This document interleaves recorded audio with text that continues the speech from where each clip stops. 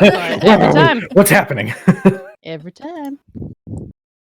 Welcome, Jesus Christ. You started it. Ruined the moment before it even started. 100% your fault. Welcome to Decisions and Dragons. I'm gonna start putting the Kermit flail gif every time I post. Yes. Welcome, Jesus Then, Christ. weren't you saying that we now that we are Twitch affiliates? Don't know if any of you guys have noticed that. Woo woo. Yay. We can have our own emotes now. Yes, Yep. we can. That should be one of them. A flailing. Bitch. Just a flailing, Flailing a Joseph. wacky waving inflatable arm flailing Cujo. Listen, Oh, man. if anybody watching makes emotes, DM Nerdhouse, Twitter, or Twitch, Facebook, or just me, because I would like to talk to you. Banners too, pretty much anything. Come talk to me. Let's chat. But yes, Oh, man. we've made affiliates. So I'm so happy. I see the 51 right there. yeah. Excuse Dude. me. Mm. It was my celebratory burp for Nerdhouse making an affiliate. Duh. Yeah. We also Super. got get on my screen. It looks so good. Yeah, silver medal from Extra Life. It looks so pretty. So it's gonna join its brethren downstairs in the war room, probably on the Black Dragon head. So keep an eye out on socials tomorrow when I inevitably forget to take a picture. And then it'll live downstairs with last year's. Yay! That's awesome. I'm super excited. You guys made affiliate. We're all excited. It's been a good week. It's a very good week. Super side note. If anybody's wondering why I'm pulling an 80s move and wearing fingerless gloves, these are compression gloves to help with carpal tunnel, so don't judge me, you bastards. No judgment. Cujo's Just don't Cujo's judge him trying about the to, gloves. You can still judge. That's true. What was that, Dustin? I couldn't hear you over Court's massively better joke. Ouch. Wow. All right. Any other announcements we got coming? I think the only other thing is an update on Sea Shanty Sundays. It's now gonna be co-op Sundays. Yes. As we move away from Sea of Thieves for a little bit. Last week was Raft. This week will be Raft. And then we will probably start venturing into slightly more adventurous games for a little bit. Also, if you didn't see on Facebook and Twitter yesterday, because we did, or Monday, whenever I posted that, because we did make affiliate, I have to follow through with my promise. And March 6th at 6:30 here, and also on Cujo Plays Games, we will be playing Phasmophobia. Yeah. So just like with the setup on Sundays, it'll be this channel, Cujo Plays Games, and my personal channel, Cozy Catastrophe, all streaming. So you'll get all three. And unfortunately, I can't do squad stream, but I think Nerdhouse and Cujo's Plays might be too, unless that's a partner. I think we can do That that. was Now. a partner thing. I'll have to do some research. But you can also just keep all three of them up and then just mute the tab so you've got the viewership but not that. And then you can just switch back and forth between all three. And watch. Or, like cell phone one, TV, tablet. You're good. All with different accounts too, so we get all those viewers. Yeah. Mm-hmm. Yeah, or That'd be if cool. you've got three monitors like I do and feel like, you're running frickin' I don't even know kind of system over. Just one on each screen. And it's fine. So yeah, but we'll be doing that on March 6th. Same time as we're doing everything else, 6:30. So come and watch us. Yay. But I think that's it. Great. I think that's everything. All right. Well, as a small recap over the events of last week's Decisions and Dragons, I'm not doing it again. It's a one-time only gig. Our group of loose friends and adventurers set out with the Ben Mezd in hopes of making it towards Iman, which was several weeks' travel away. After, I believe it was a few hours' journey, where everybody was hungover as shit, the party stumbled across a broken down carriage that had been raided by several winged kobolds, some of them ranting about trying to resurrect or bring back their Cinder King. The party had easily disposed of the kobolds because they're kobolds, and after interrogating one, found that there were two elves, who had actually been riding in this carriage, whatever you want to call it, towards Whitestone. They found some tracks and started trekking through the forest, a good solid, I would say maybe an hour or two trek in. As the sun was starting to set, they realized that their quarry was slowly being pursued by two other creatures. They came upon a scene of the two elves being beset by two hulking, gigantic werewolves, one of which, during the combat that ensued, had bitten the neck of what was can only be described as a elven noble. The party dispatched of the two enemy werewolves and then looked up in the sky just as the clouds parted to reveal a full moon, and the elven noble turn and just say, "I'm not feeling so good," as his eyes started to glow yellow. I'm going to set a 10-minute timer. You guys tell me what you guys are going to do. We'll go through everybody, and at the end of that 10 minutes, we'll see what happened. So, first, timer has started. Thurston, what are you doing? Let's see. Can I do a... God, he's not familiar with this at all. So, like, can I just do an Arcana check? Because he just wants to, like, understand, like, is he seeing signs of immediate transformation? Or is this just, like, a poisoning effect? Like, he just wants to understand what's going on. Make an Arcana check. Okay. I was torn between that or religion, but I'd say this one fits more Arcana. Dirty 20. Dirty 20. Given his body language and the fact that his eyes are already starting to glow after only maybe a minute after being bitten, and with the sight of the full moon, you're getting the impression that he is starting to slowly succumb to the beast that is now springing forth out of him. Okay. There is no incubation period. Dermot, what are you doing? I'm unmuting myself.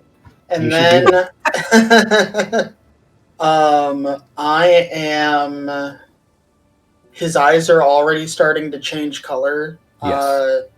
Is he showing any other signs of transformation? Make a perception check. And also, Sam, I know you've got audio going. If it's a little loud, you need me to modify it or whatever, let me know. I think we're good. Perception is 17. 17. With a 17, you're looking and you're seeing him start to slowly almost double over as something is physically racking him with pain. His expression turns to one of just discomfort and confusion and fear as he is slowly starting to double over. No other physical signs yet, but that's his current state as he stands before you. I am going to cast Healing Word on him. Okay. It's a 60-foot range. Okay. I'll come back to you with the healing. Just go ahead and roll your dice, and I'll come back to you. We'll get the amounts. Faraday, what you doing? She is... I am going... I'm going to start pulling the rope out of my pack. and looking and just kind of look at the elf that was guarding him, the female elf. And just kind of like look at her and look at Cad and look at everybody else and be like, I'm ready to, if we have to tie him up, I'll be ready. So I'm just gonna kind of like ready that. Okay, sounds good. Cad, what are you doing? I will hold my have my swords in hand, but I'm gonna prepare necrotic shroud. Like, just if it does anything, I'll pop it out. And I'm gonna look at the elf and say, you understand that without a good reason to keep him alive, I'm not inclined to pull punches if he attacks us. Okay. All right. Arthea, what you doing? I am trying to rack my brain about what can be used to either reverse a transformation or halt one that's already in progress, if there's anything that we can do to prevent it or kind of keep it at bay while figuring it out, aside from knocking this guy over the head and knocking him out and tying him up, which is also a very good option if there's nothing else we can do, because we are in the middle of nowhere, guys. Like, we're gonna have to, even if we can knock him out, we're gonna have to drag him somewhere, maybe far. I mean, gosh, we are traveling several hours. So I don't know what kind of a check it would be to see if I know anything about what one can use to heal and or reverse or halt a transformation. Make a history check. History, straight roll. Natural 1. Natural 1. The only stories that you've really picked up about lycanthropy have been horrific murder stories, where the only means of the beast being stopped is through death. Nope, we're fucked. Sorry, guys. The elf who was protecting the noble rushes to his side and tries to get him to focus and tries to get him to calm down. She's got tears welling up in her eyes as she's saying, brother, please, I need you to focus. I need you to breathe. I need you to breathe. I need you to focus. Please, please, please. And he is starting to convulse at this point. Back up to Thurston.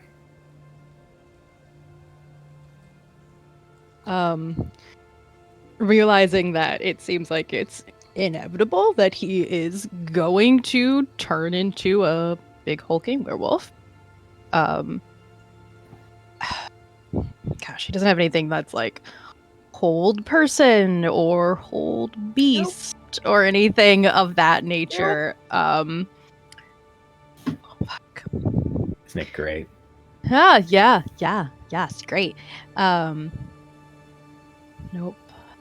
He's just gonna prepare an action to potentially help Faraday like tie him up and subdue him if necessary. He'll jump in and help with the wrestling. Okay, sounds good. Dermot, what'd you get on your healing word? He healed 6 points. 6 points. And I just say to him, focus on me. You're gonna be okay. We're gonna figure this out. We're gonna fix this. Okay, go ahead and make me a persuasion check with advantage, as the other elf is also trying to get him to focus on the sounds of your voices. Because I cast Healing Word the last go through, can I cast Friends this time while I'm saying that? Is it a bonus action to cast Friends? Healing Word is a bonus action. The only reason I'm kind of leaning towards no for this, and only because everything's kind of happening. Friends just gives me advantage on persuasion, which isn't going to help me any more than you already have. So never mind.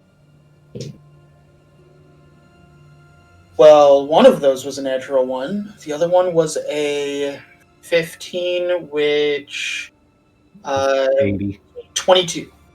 Close enough. Okay. Do you approach him as you're saying this? Yes, I Okay. will come within. I will come within 30 feet. Okay. So go ahead and just move So- your marker for me.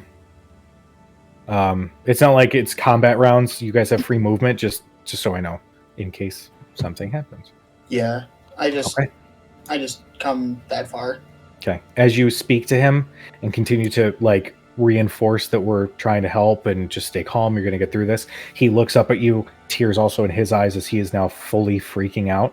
His body is starting to contort a little bit more, but he is really trying to focus on yours and Imra's voice. Okay. Faraday. I will move closer. I'm actually gonna go about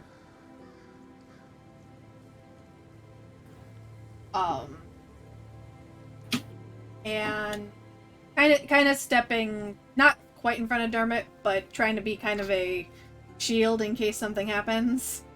And I'm gonna look. I'm sorry. What did you say the elf's name was? The Imra. Imra. Okay.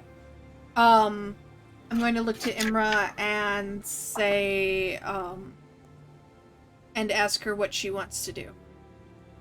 Okay. We'll follow your lead on. Okay. But we can't. We have to do. Okay. Up next is Cad. I'm gonna move behind him. So right here. Okay. And I'm just gonna hold my sword and kind of prepare to knock him out if we need to. Okay. Arathea. I am also going to move since I cannot see any of this and everybody just dashed off in this direction. So I think, let's see, the furthest I can move is about 30 feet to get into out there. That would be time. Shit. So Arathea, go ahead and finish your action. The only other thing I was gonna do is to prepare a mind sliver in Mind case sliver? he starts to completely change and Okay.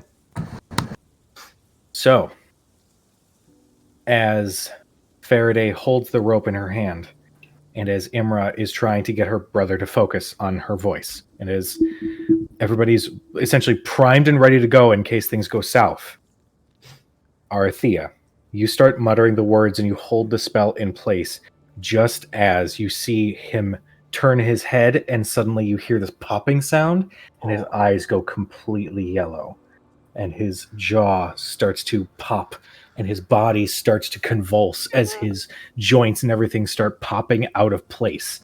His flesh starts to stretch and fur starts growing over all pieces of his flesh. His hair starts to fall out and slowly grow in this long brown mane as his full snout starts forming out of his face.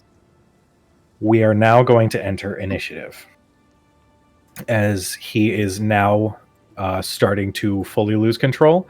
I will say, Cad and Arathea, you both were essentially primed with a action directed to him should he start to change. Only reason Faraday, I'm not the use rope is purely just because of the You're good. distance and also kind of waiting on Imra That's to fine. figure out what she was going to do. Okay. So, before we go into initiative and roll that, Cad and Arathea, go ahead and resolve your actions as he is now completely lost control. Arthur can go first. I need to plug in my laptop because apparently I didn't.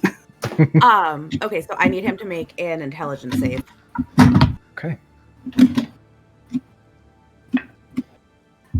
That is a 17. Damn it. All right. Let me see if there's anything that will go. No. So no effect if he makes the save. Okay. You mutter the words and you feel the arcane energy pulse and you feel it shake him for a moment before he shakes his head as the transformation continues. Cad. I'm going to I'm not going to stab him, but I'm going to use the butt of my sword to try to get him like right in the side of the head just to knock him out. Okay. Go ahead and make an attack roll. I'll say you have advantage given that he is not like entirely bestial, not entirely elven right now. So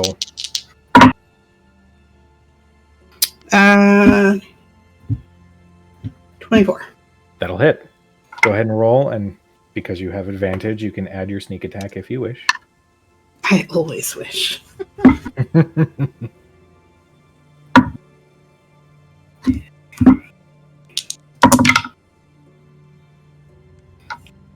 16 points of damage. 15. Okay. You clock him in the back of the head, and you definitely know you hit hard enough that any normal person would have dropped. Oh, dang it. I messed up the thing. Hold on.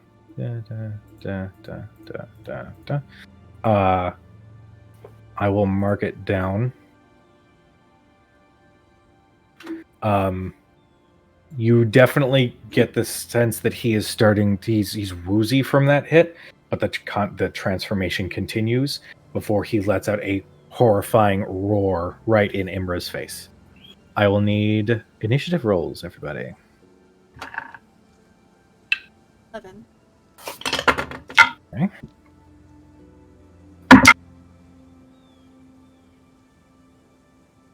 $21. 15. Or I suppose we could put these in ourselves. It's too late. I'm already doing it for you guys. Oh, I already put mine in. Thanks. I'll put mine in. Arthea. All right. Eight. You're on I it. just put it in 18. I Right. mean, it's mostly because I didn't want to say it out loud. Oh, poor Thurston. He's one of my All right. characters. Of course he's going to have a shitty initiative roll. Come on. All right. It's got to be the caboose. Cadria, this is your turn. I'm going to pretty much aim to hit him in the exact spot that I just hit him in. Okay. In Go the ahead and same make your attack roll. I don't really want to kill him, but 16 to hit. 16 will hit. Okay. I'm assuming I get some sneak attack damage again. Yep, because Imra is still right there. 18 points of damage. 18. So you clock him again now, just for my brain. Are you trying to kill him or no? At the moment, no. Okay. Well, But I'm not going to hesitate if he's going to. I'm going to say that since he just transformed, he was still sort of bulking up a little bit more. So yeah, you bam right in that same spot, and he like Beauty and the Beast after the wolves attack, and he just face plants into the snow. Nah.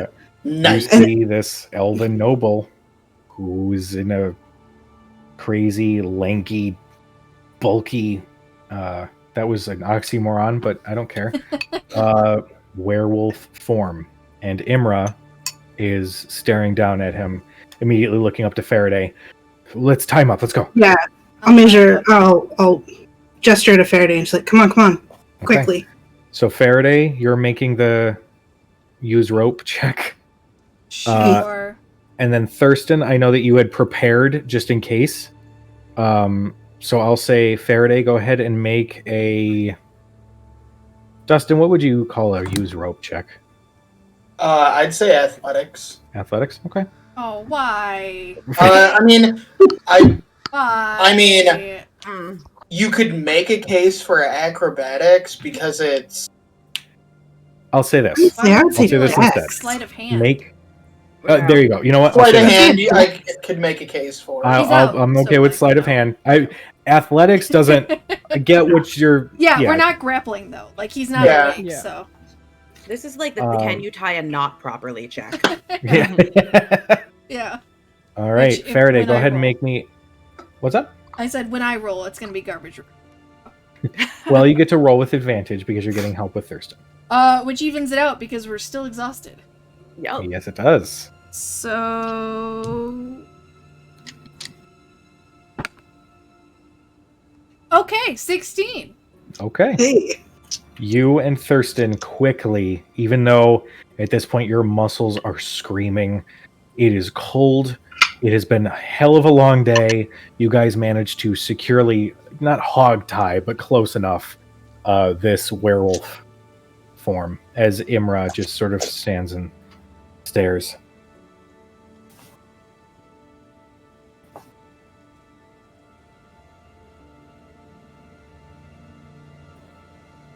I don't. You mean now what? We have to take him back. We can't just leave him here. We can't take him to Whitestone. If he gets free and we take it, if we take him to Whitestone and he gets free, he's Exum. I look at Imra and say, "Did I hear you call him brother?" Yes.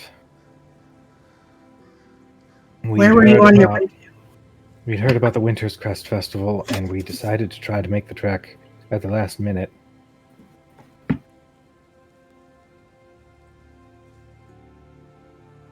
Okay. Can we hear you guys from where, like, Thurston and I are? Because we're fairly far back still. Thurston at this point will have moved. Pardon me, Thurston, while I move your character. Already did. Thurston will have moved up. Arthea, if you want to be approaching while this conversation is happening, that's perfectly fine. Okay, because Where the combat was literally just to see if somebody could knock him out or kill him before he would go crazy. So we can actually just pull that out. Okay. But Imra stands speechless as she's trying to control her emotions. Do we have anything that can keep him out for a while? I mean, you hit him pretty hard, but I don't know if his state will allow him to overcome that sooner than expected. Well, not unless you want me to keep knocking him out. Don't think that's good for anybody. No. Does anyone else have anything? There's nothing I can do to keep him sedated or otherwise incapacitated for any length of time. You need help. We're Plugged in all the way. It's just You know. saying me either. because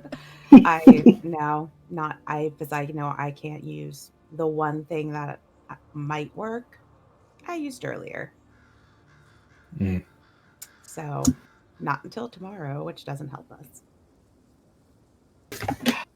I mean, I not terribly far from Whitestone. If we can get him back to the carriage. Theirs is useless, but What if we have ours is still being repaired. we have Gilmore meet us halfway? That notebook talks to him, right? The Notebook Yes. he gave us? Yeah, the notebook allows us to send messages, assuming he has it on him. I feel like if he had given it to us, he was going to keep it. Somehow I They're think he's important. carrying it with him at all times. So yes, it can transmit a message, details. But And- remember, we were a few hours outside already, so it will take. Well, I guess we could A probably few hours at the pace we were going. We weren't. Yeah, I we mean, weren't and I guess pushing you the might horses have by any other means. means of travel. Yes. And by the time we get back to the carts, that was a few hours walk anyway into the forest, or a decent walk into the forest. But I am hesitant to even take him closer to the city again until we understand if we can, for lack of a better term, control this transformation. I'd rather him be in the woods where there's less people and perhaps we can re-subdue him. I would be okay Well- with taking him to their wreck. Yeah. Their cart. That'd be the furthest I would want to.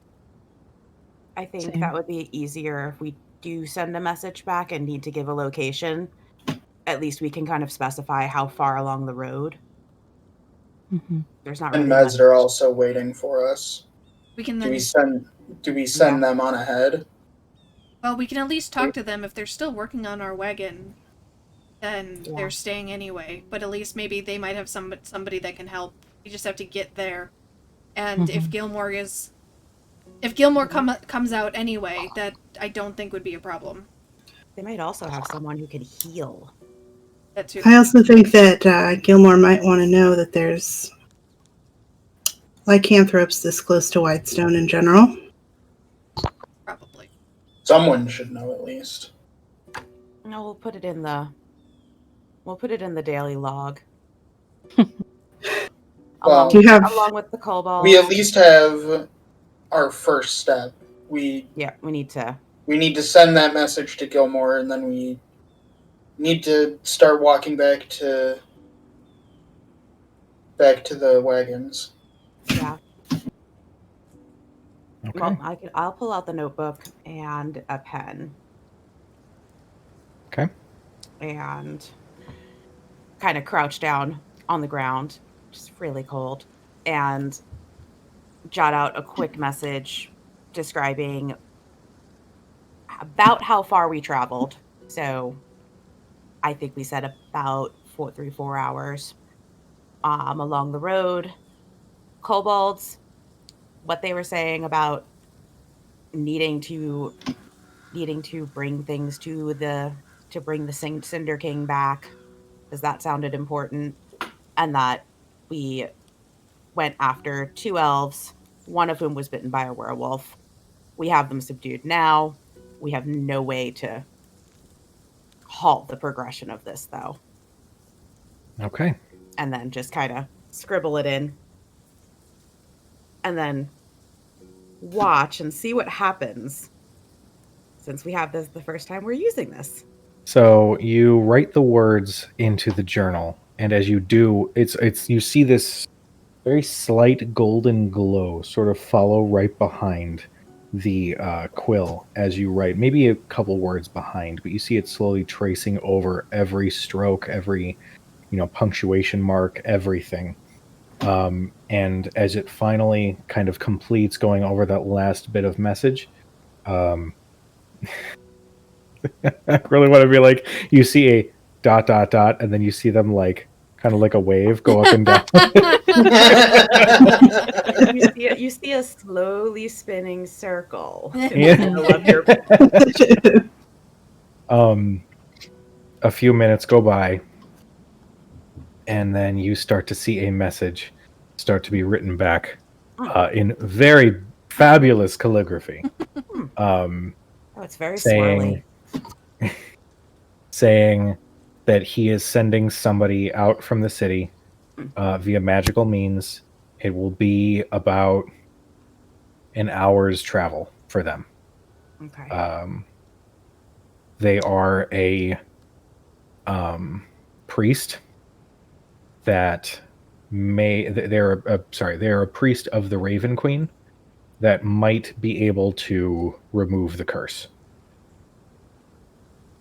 And then there's a pause, and then one line below it you see written, "That is, if I can wake them up at this hour."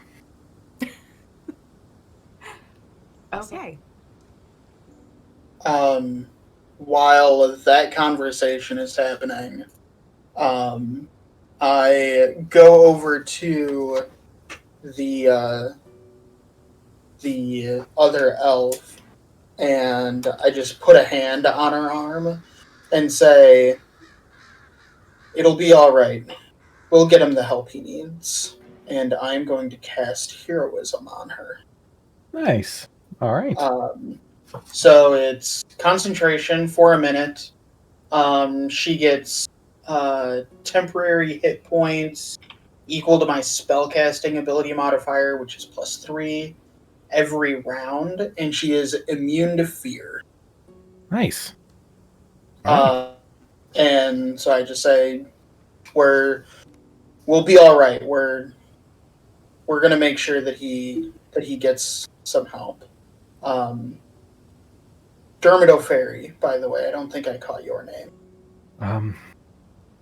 Imra. This is Yorvath. Thank you for saving us. Let's I'm sorry, I don't mean to cut the pleasantries. Can we get him moving? Of course. We have about an hour before whomever this is arrives. But Gilmore is trying to send out a priest. Get moving.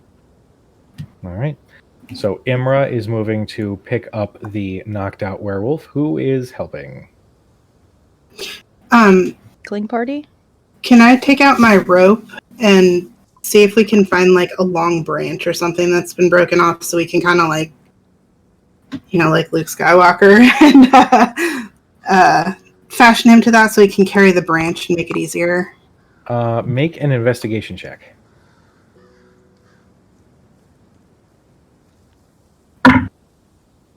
Oh, with disadvantage, right? Mm-hmm. You still exhausted. 5. 5. Looking around the area, you do not see any. You see some branches and you see some small like brush and whatnot, but nothing big enough that would be able to kind of house this tied up werewolf without snapping, just under the sheer weight of him. Okay, given that, then I'll see if we can just use my rope to fashion something that would make it easier to carry him so that we don't have to, like, random person grabs an arm, somebody grabs a leg, like, make something, like, legit to make it easier for... I'll say make a sleight of hand check. Oh, Lord. Keep rolling these skill checks. Yeah, that's not going to happen. I rolled a 4. Okay. What's your total? So 8 total. 8. Okay. So you have this thought. You've seen, you passed by the docks in Marquette, and you remember seeing some of the dock hands essentially using this strange system to essentially tie ropes around their arms that also go under a heavy crate. And you think, wait, no, that works because they just lift with their back and then they just kind of have to cart it along holding onto these ropes. You spend about 10 minutes trying to figure out how this all works before you kind of accidentally get a couple knots in the rope and the rope kind of like lays off of the werewolf. The technique, unfortunately, is difficult to come up with at this time. Still have a hangover headache? Yep. Mm-hmm. Head over headache combined with just all of the shit that you guys have been dealing with all day, with trekking through heavy snow, with the cold. Drop the rope on the ground in frustration. So does anybody know how to tie a fucking rope so we can just cart him out of here more easily? Otherwise, I'm going to tie it around his ankles and we can drag him. Not dragging. I would like to see you try, Imra says with fire in her eyes. We won't drag him. I will help. And I'll help him here. Okay. I need you to make an athletics check with advantage. Great roll at a -1. Okay. Well, Natural 20. I can feel it, Sam. Oh, that's a 4. Well, Imra rolled with advantage because you're helping. So that's a natural 20 that she got. So you guys collectively, at one point you guys are lift and you walk a little bit and you're carrying the head, so you're just seeing this drool coming out of its snout. Ew. And you instinctively kind of recoil just as you hear as his head falls against the ground. Sorry. It's fine, as Imra glares at Cad. You guys get him back up on your shoulders and you continue your trek back through the woods. I need everybody to make survival checks.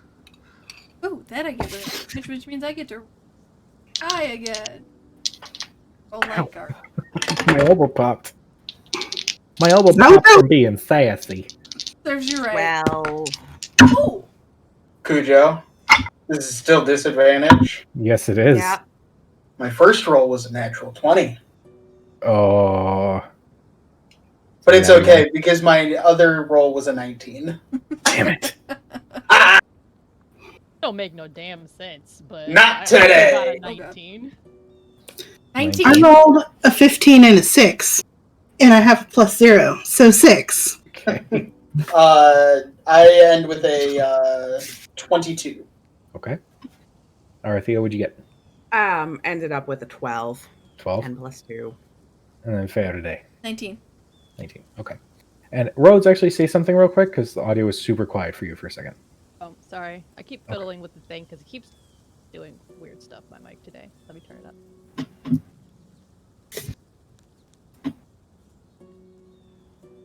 Better? Much better. Okay, cool. Okay. Cool. So you do like that. Okay, cool. Sorry, I'm also like editing volume on my side just so it doesn't get picked up by this thing. You guys, there was enough. Oh, that's Jesus Christ. Imra's like, we need to get the fuck back. She got another natty 20. You guys collectively all follow the same tracks that you guys, made on your way to this place. And it does take about 2.5 hours, given that you guys are carrying some extra weight, but you guys do manage to get back to the road. You guys can see, let me switch the visual back to this. You guys can see the Ben Mezd cart now has some torchlight around it. And you can actually see that some of the performers are sort of keeping a small patrol around their cart. One of these torchlights is actually hovered around your cart, as you can see a familiar dwarf who is working to fix the broken wheel. As you approach through the woods, you can hear a familiar voice speak out and say, "Oh, wonderful. I was worried you had gotten lost," as you see Aldariel look at everybody, including the werewolf, over Imra's and Faraday's shoulder, and he instinctively just kind of reaches for his sword, just even though it's sheathed. Is everything all right? Now, Gilmore has a priest coming to help. They actually should be. They're not already. We haven't seen or heard of any such priest arriving. And as he says that, you can hear on the wind this whipping sound, like fabric sort of whipping through the wind, as a carpet slowly flies closer and closer to where you guys are on the road before slowly lowering down towards the ground. You see atop it a man with a gray beard, with a black hood. He's got very nice, sort of demure Raven Queen robes, holding his arms close to his chest as he shivers. He looks up at all of you.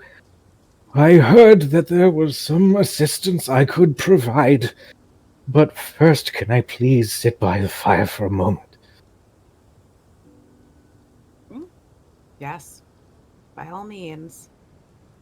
You guys lead this poor old man to one of the small campfires that is near the Ben Mezd caravan. Distracted by his carpet. Yes, the carpet is a nice red velvet with golden trim in a very ornate design, almost mandala-like, sort of emanating from the center in a beautiful pattern, sort of spreading out, and it's got the tassels on each of the four corners, because I love Aladdin too. And it looks like a beautifully made red velvet carpet. Well, I guess that explains the he had a means to get here faster. The priest. Oh, go ahead. Is he wearing like gloves or a scarf or anything like that? He is wearing some gloves. You can tell he doesn't have a scarf or a lot of warmer clothing. As you guys are sort of relaxing and you set Yorvath on the ground next to him. He explains that he was literally woken up by Gilmore pounding on his door and told to get on a carpet so that he could go cure a lycanthropy curse.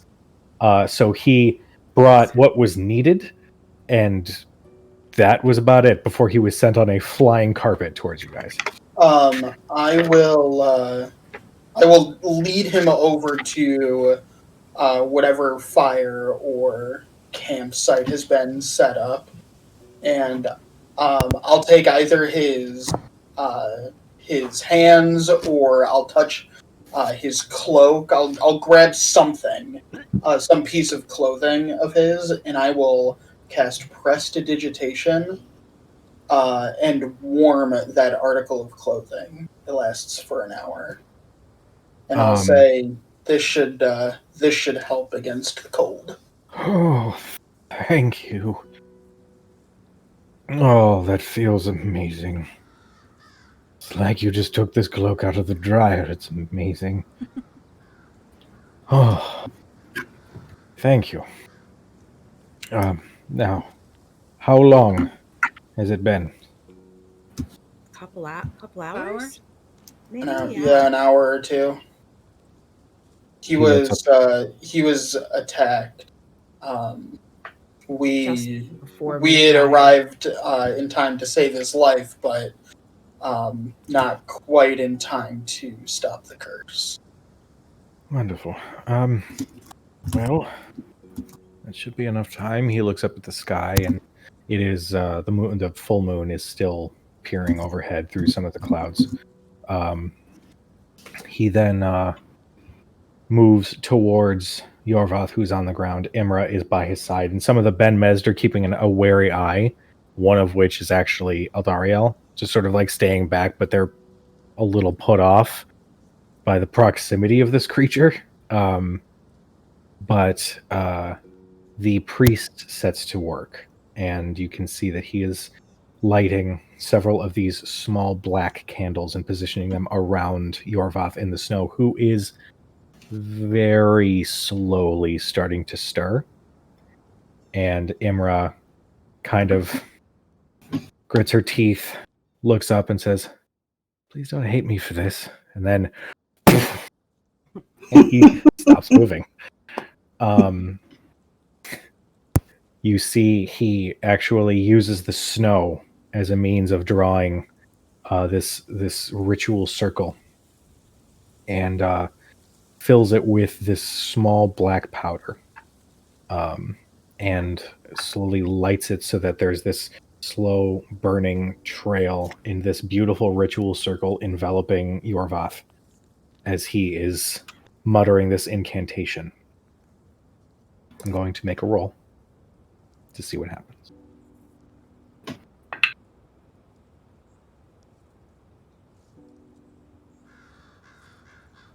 This ritual lasts for about 10 minutes of just constant prayer and this burning sigil that's sort of melting some of the snow around it doesn't lose any of its I don't want to say, like, it doesn't, the lines don't blur.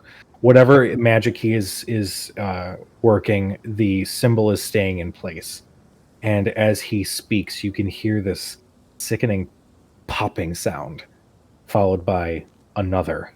And what sounds almost like creaking wood as you're watching his jaw dislocate and slowly start to shrink and slowly form back into a human jaw as his snout shrinks back into that of a elven skull. His limbs continue to contort as he is sort of pinned in this horrible position before finally, at the end of this ritual, essentially laying in the fetal position, wrapped in this rope, is an elf, looking very, very, very fucking disheveled and quite out cold. Imra, once the incantation is complete, in the same way, the line of this ritual circle slowly starts to fade. And once this light fades from this spell, Imra immediately grabs and hugs her brother and is full on tears, crying as she thanks the priest. He rises and turns towards all of you. Well, I'm glad we caught it in time. Had it been a full night, I don't know it would have been quite as easy to remove such a curse, but luckily, somehow you're able to disable the creature, so bravo to you. Sir, that's the warming you did. Is there a longer version of that? How long did it take you to get here? About an hour, and no, it was closer to 2 hours. Unfortunately, the means that I have to cast that spell, it'll only last an hour. Well, that's all right. I'm sort of used to the cold by now.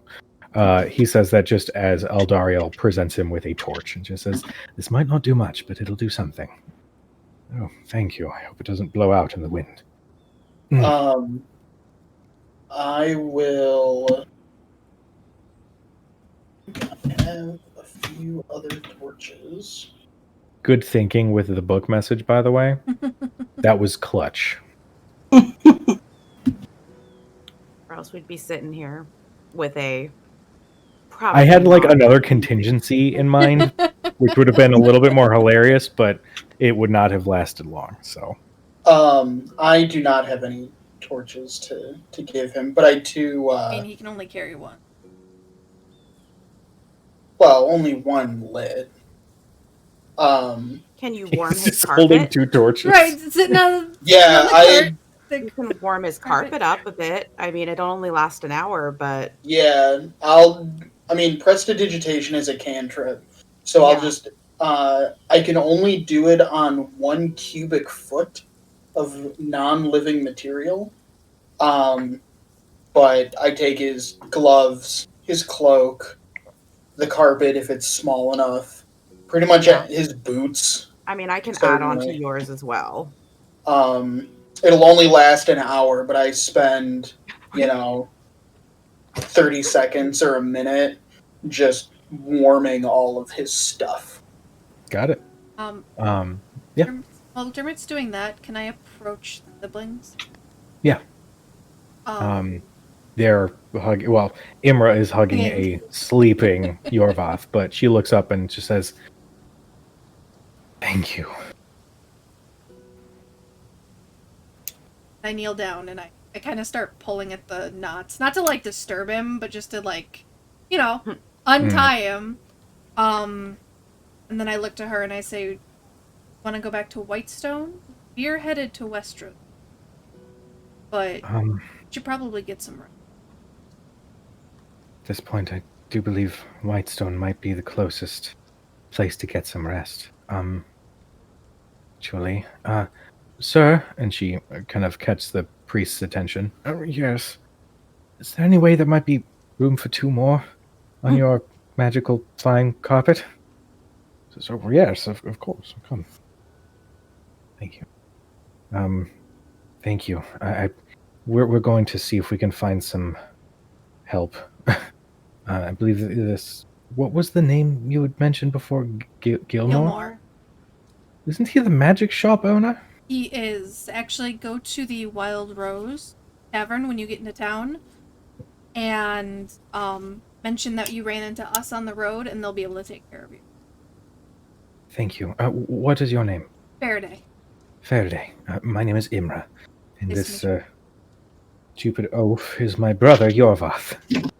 We are eternally in your debt. All of your debts. If you ever find yourself in Whitestone, I don't know how long we'll be staying there since we have to get a new cart, but we'll figure something out, I'm sure. Thank you. Is there anything you guys wish to do before the siblings and the priest take off? Yes, I think we picked up some of their things before we went into the forest from the wreckage. Mm-hmm. You did. So I'll pull out the bag of coins or gems or whatever it is, the small bag, and I think someone grabbed a. I have the rapier. Okay. sheath behind me. I'll take that out and give it I'm to gonna walk that over to them and say that it's not much, but it's what we were able to retrieve from the wreckage of that the kobolds did. She actually accepts the coins, but then looks at the rapier and just shakes her head, laughing to herself. My brother is the worst fencer ever, but he will be absolutely heartbroken if that had been stolen. Thank you. She takes the rapier and her coins and says, "Thank you so much." Who are you all? Are you an adventuring guild? Are you a? Well, we adventure. No, We're not quite in a exactly. guild. Yeah. We're friends. We've been traveling together for half a year or so. Thank you. Thank you. There's not. I could say it until I'm blue in the face, more so than I am right now with the cold. But you get my meaning. If there's anything that we can do, I believe we'll be at Whitestone for at least the time being, till we see. I'm sure. Is the Winter's Crest still going on?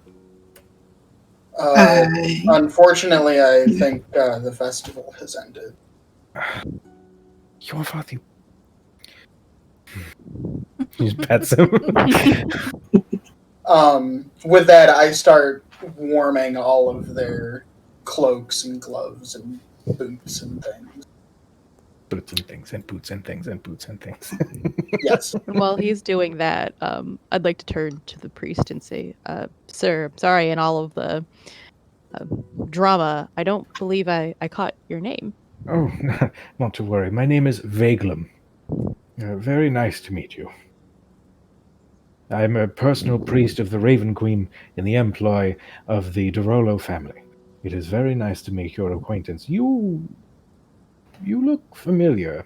I believe I may have seen you someplace. Maybe not me. I haven't been to Whitestone often, but I'm told I look a lot like my father before he passed. I am Thurston Nollard of the Oh, Nerdhouse. I apologize, my lord. And he gives a slight bow. It's wonderful to make your acquaintance, sir, my lord. It is quite fortuitous and quite heroic of you to be a part of this adventuring group. Thank you for this. Is definitely going to help make sure that I sleep well at night, knowing that you are keeping people safe. Thurston just like he has that moment of like, is he talking to me? Yeah, sure, buddy. Whatever you say. Ernie will But, never get used to people tripping over themselves in front of Thurston. Like, he's such a dork. He So, is. it's He so is. weird. And like it doesn't make sense to him to be No. tripped over for this. Yeah. Like in certain circumstances, sure, okay, but like right now in the middle of a road, like covered in dirt and snow Everything. and his clothes ruined, he's just like, this doesn't make sense.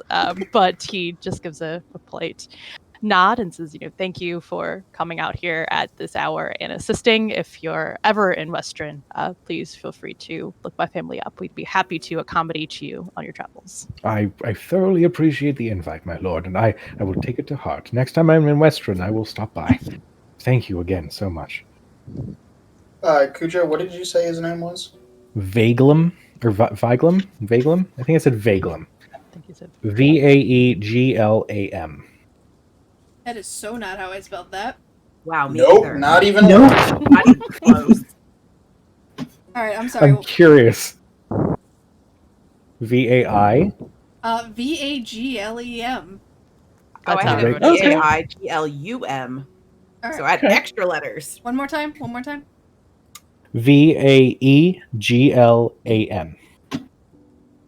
Thank What you, I think we need to fantasy name do generator. is okay. What you need to do is not tell people how it's spelled, and then like every so often we all just check in with each other. Like, how did you write that? How did How you did you spell spell it? Just as an experiment. That's our how monthly your characters' powwow. names Yeah. change. Yes.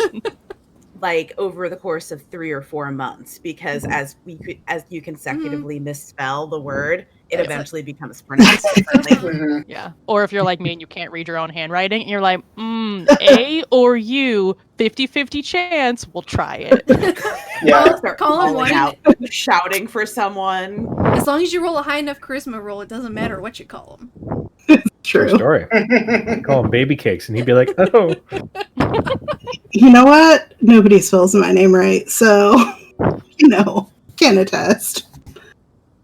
So can Cadriel look at him and say, "So you serve the mistress of ravens," and she's kind of like holding on to the amulet around her neck, her Raven Queen amulet, and he looks to you with this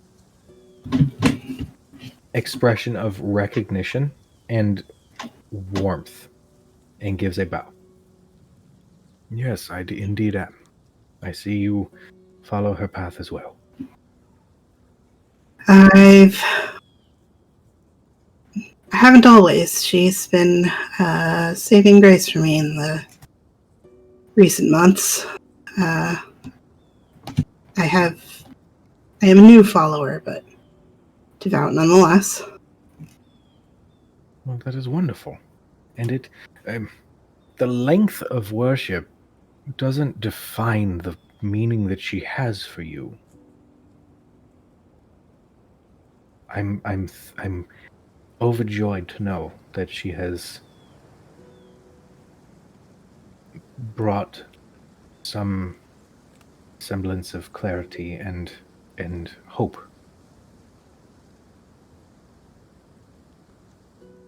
Sir, I don't exaggerate when I say that she saved my life. He reaches for your hand and kind of holds it in his and does one of these. Saves many lives. And I'm thoroughly glad that she has saved yours. May her blessings be upon you. Thank you, and you as well. If we come back to Whitestone, I would like to come, perhaps say hello in the temple. Of course. My temple's doors are always open to you. And your friends. And he looks to all of you. But then kind of focuses back on Cad. He kind of just holds the hand a little bit and kind of like warms it a little bit and just kind of you get this almost grandfatherly love from him. This just unconditional admiration and respect. And he gives a bow. You are, just as she has saved you, you are passing that gift on to others. And that is very heroic of you. I can't exactly cure lycanthropy, but I do what I can. We all have our ways. And I step back and let him get on the carpet and be on his way. As the priest sort of situates himself on the carpet, and as Imra has finished bringing a slightly now waking up Yorvath over to the carpet, they all sort of settle down, and he says, "All right, hold on tight." And you do catch Yorvath slowly waking up to, "I had the weirdest fucking dream, sister." She rolls her eyes and then looks to all of you. And right before the carpet takes off, she reaches into her bag of coins, takes out 2 gold, ties the coin purse, and throws it to the rest of you. Thank you. As the carpet lifts off into the sky, you definitely hear a from Yorvath as it takes off, but then it starts careening towards Whitestone. Well done, guys. Telling you that book was clutch, because it was clutch. That's the only thing I can say about it. And how much gold was that? You find 30 gold pieces. Ooh. You find 10 silver and 5 electrum, because why not? 'Cause People got $2 bills, to bitch. Make my brain Great. hurt. Oh, does Electrum come after? That comes higher than Platinum? No. It's One in Electrum between- is a half a gold piece. One I think. Electrum. Yeah. You just gave us a 50-cent piece. Yeah, really. Yeah. You can't even use that shit in a vending machine. I gotta add a column. I love giving Electrum purely because whenever it comes time to pay for something, somebody's going to be like, "Why do I have? Why haven't I Why thrown are this these? out?" So wait, It's like when you get those gold dollars as change from a vending machine, and you're like, I'm never gonna spend this. What the hell? So wait, what were the numbers? 30 gold, 10 silver, 5 Electrum. Okay. Sorry, I have my little thing set up to auto calculate. So I had to add in an Electrum column. It converts it all into gold for me so that I can figure out how much Ooh. actual gold I have. Nice. That's Yeah, handy. I set up a Google sheet to auto convert stuff so that I'm not sitting there like, I don't know if I can afford any of the things I need. But I have 5 billion copper. How's that? Yeah, convert? It's what happened. Yeah, it's when you have like 2,000 copper and you're just like, I'm gonna have to go to the money changer. I think. And now, if you don't roll them, they don't take that anymore. Yeah. No. Exactly. And they charge you for it. After the carpet has taken off, Aldariel looks to all of you and says, "Well, adventure seems to follow you wherever you go, it seems. But that was very heartwarming and quite noble of you. I might not have done the same." And the rest of the Benmezd making their patrols continue doing so. Eventually, the dwarf, you hear one final hammer strike against the cart, and then he goes, "Wonderful, like new." And then he pushes it and kind of like moves it around and does like a stress test. "Finest work, if I say so myself." Eldariel's like, "You say that about everything, but that's sure. We'll take your word for it this time." But you guys see that there is a nice shiny new wheel on the cart. I look at Eldariel and say, well, I hope he says that for every completed project. I would hate for his skill to diminish with practice.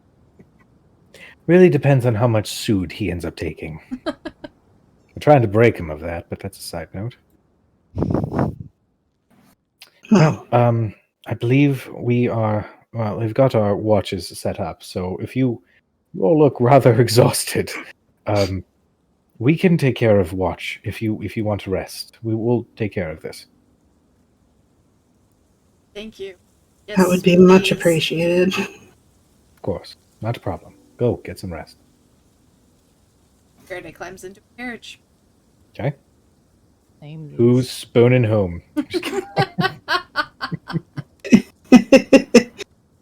Thurston will start taking all of his stuff out Yeah. of the carriage. She's And, like, crawling on things. he kind of like looks and realizes like, oh, there's not enough room. Okay. And so he just starts taking all his bags out of the carriage to make room for someone to sleep. Because I actually want to take my bedroll and put it on top of the carriage so I can kind of fall asleep, like just looking at the stars. Caldore. I was actually going to do the same thing. All right. also weirdos. Well, there should be room for 2 people on top of the carriage. Yeah, there's enough room. I mean, there's Oh. 2 carriages. We have 2 carriages. Yeah. Yeah, so 4 people realistically Yeah. can sleep outside. I will say that there a are whole carriage to himself. If he wants there are it. 2 tieflings watching Thurston, and it's like when you are literally about to go to bed when you're like, oh shit, I have to take the laundry out of the dryer, so you're like half asleep, just throwing stuff out. But there are 2 tieflings looking at you with like wide eyes of just how many packages and cases and bags there are. Which he's really doing all for nothing because 3 of us are sleeping on top of the carriages. He tries to be nice. He tries. At It's least fine. he can find like fresh clothing if he needs to get changed. As Thurston's doing that, Faraday kind of is watching with slight amusement and says, Maybe you should ask the Ben Mez how they enchanted their cart. Might come in handy. Indeed. I don't know if magic of that level is something we'd be able to do it. I'd be able to accomplish at this point. I mean, I'm pretty sure I've done more magic now than I've ever done and before meeting you guys, but I mean that's fine. Um, he says, "Yeah, maybe we'll ask them in the morning." Or at Let's least sleep. if they can't do it. That's Condensed to one cart. I'll peek over the side of the carriage and be like, Thurston, I don't think you needed to do that. Some of us are sleeping on top. and he's gonna look at you and like he's like holding a bag and he's gonna look up and just go, "But why?" See the stars. Yeah. Remember we talked about it yesterday, this morning? Oh God, it's been a really long day. About camping. Outdoors. Right. Right. And he just puts the case down and just like, okay. Yep. But we appreciate the gesture. Always. And then he looks and goes, Are all of you sleeping outside? Oh, I will sleep in the cart. Okay. Mostly to make it not fruit efforts. Faraday feels a little bad that he took the time when she has no problem camping out. But I thought she climbed in the other cart. She got whatever cart. She was driving his cart. That cart.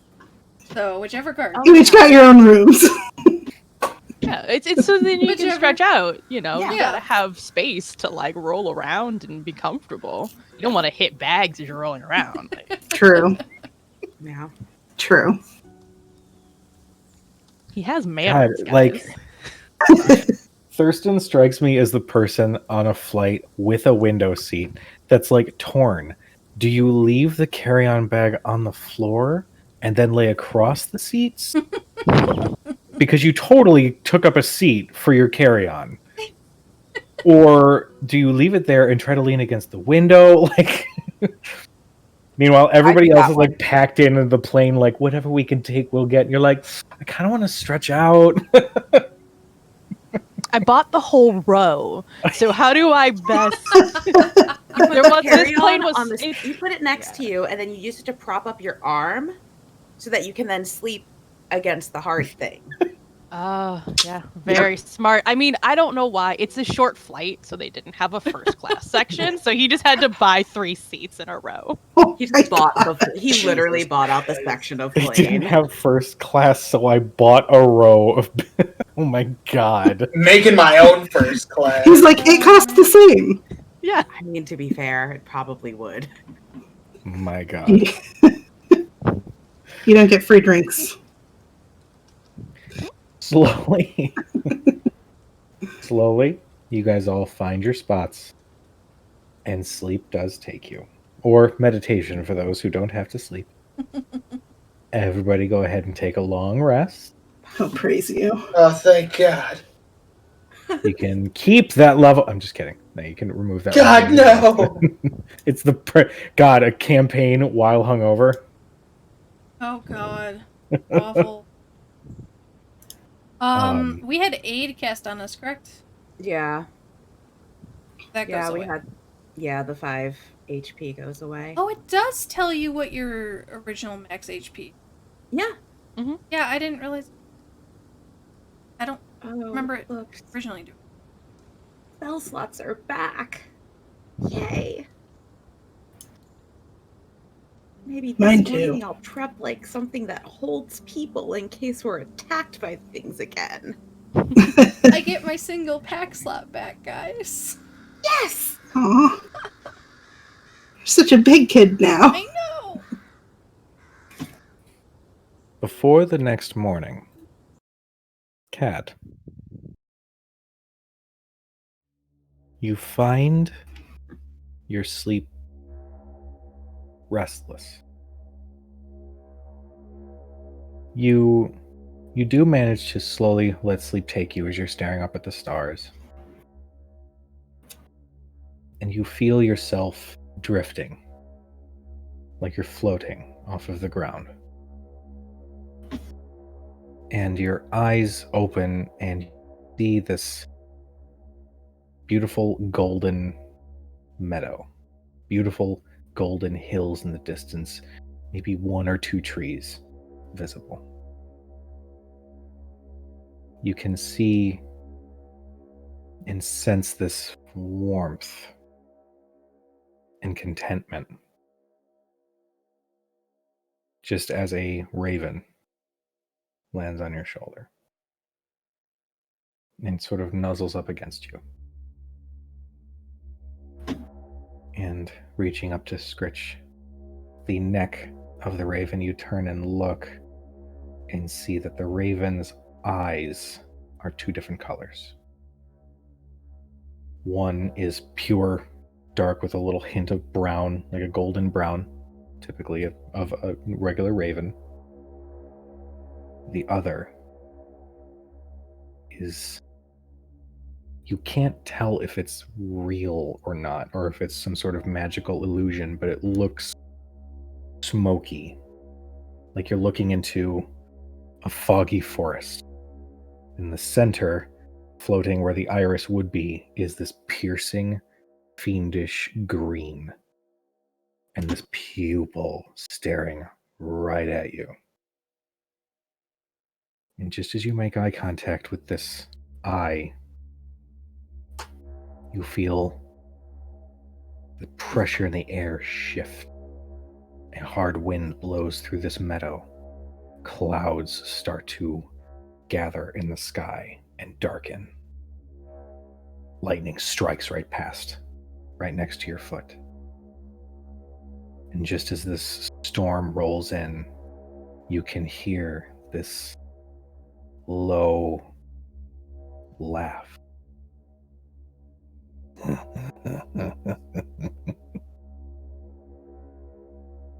Don't worry, child. You'll never go far from me. As the raven flies off, you can see that the rain has started to pour until it's almost like a cloud burst. You can't see 5 feet in front of you. It's so heavy, you're soaked to the bone. And just as you venture forward looking for a tree or some sort of form of shelter, you can see something. A series of some things in the distance that the rain is hitting. But you can't quite make out the shapes. But you see these shapes rise up from the ground. And you see similar piercing green eyes open and look directly at you from these shapes, just as you are jostled awake from your nightmare. Sit up, breathing fairly hard.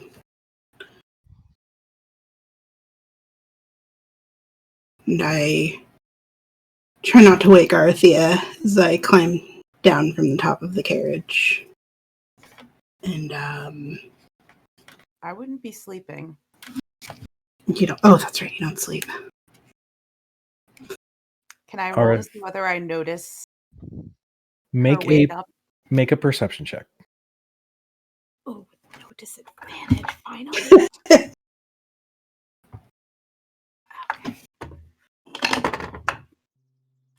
Perception check is 21. You definitely, it only lasts for a couple minutes, but you do see Cadriel toss a little before she shoots up from her spot. I'm not gonna do anything or say anything.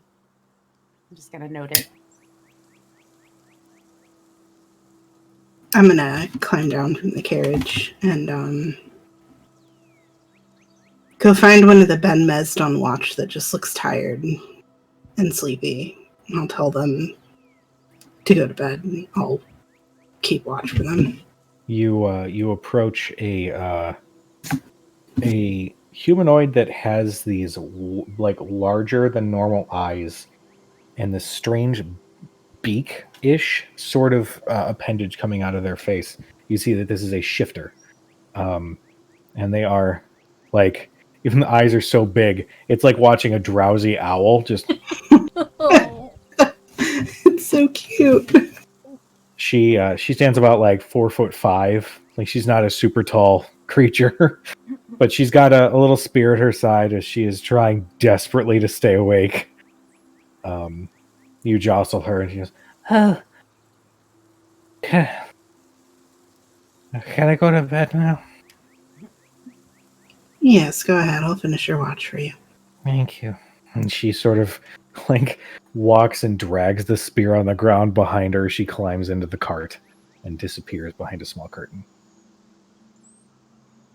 And I'll just lean up against something and just kind of keep watch, but also like just take really deep breaths in of the cold night air and try to just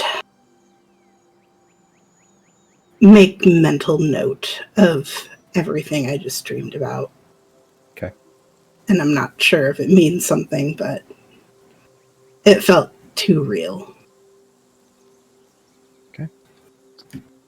One by one, the rest of you wake up.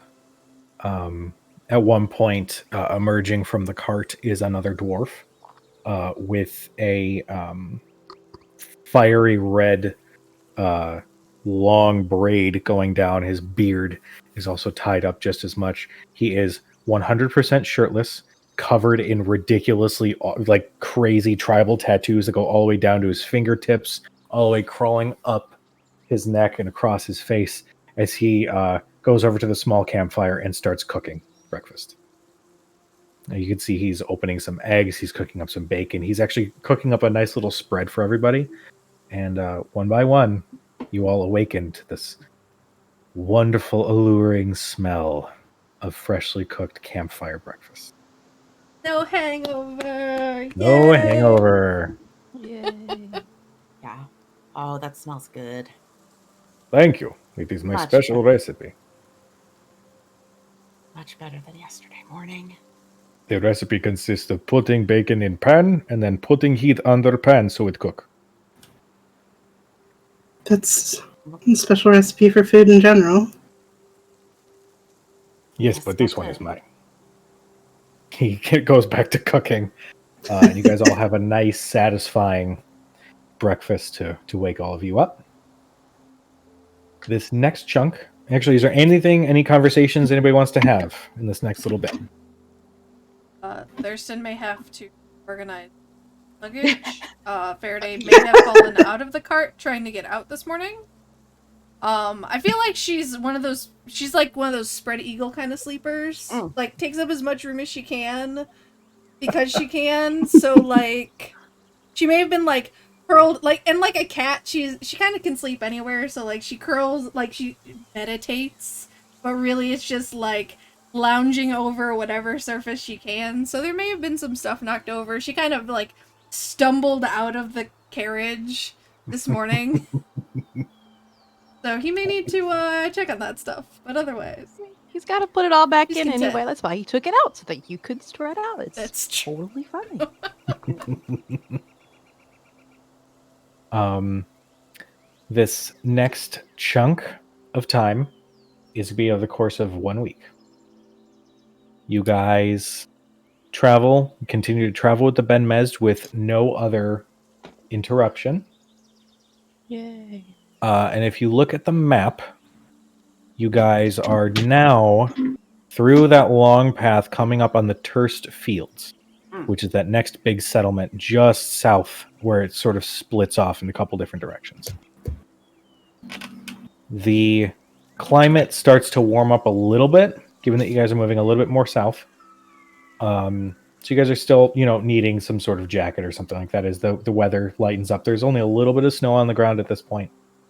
And now, as you guys are traveling, you guys can see, as you guys are coming towards the main roads, you can see some other people in other various carts and caravans through your travels, some of which are Western shields. They are the guards of Western and the surrounding area. And also, interestingly enough, you guys also spot a few knoll caravans.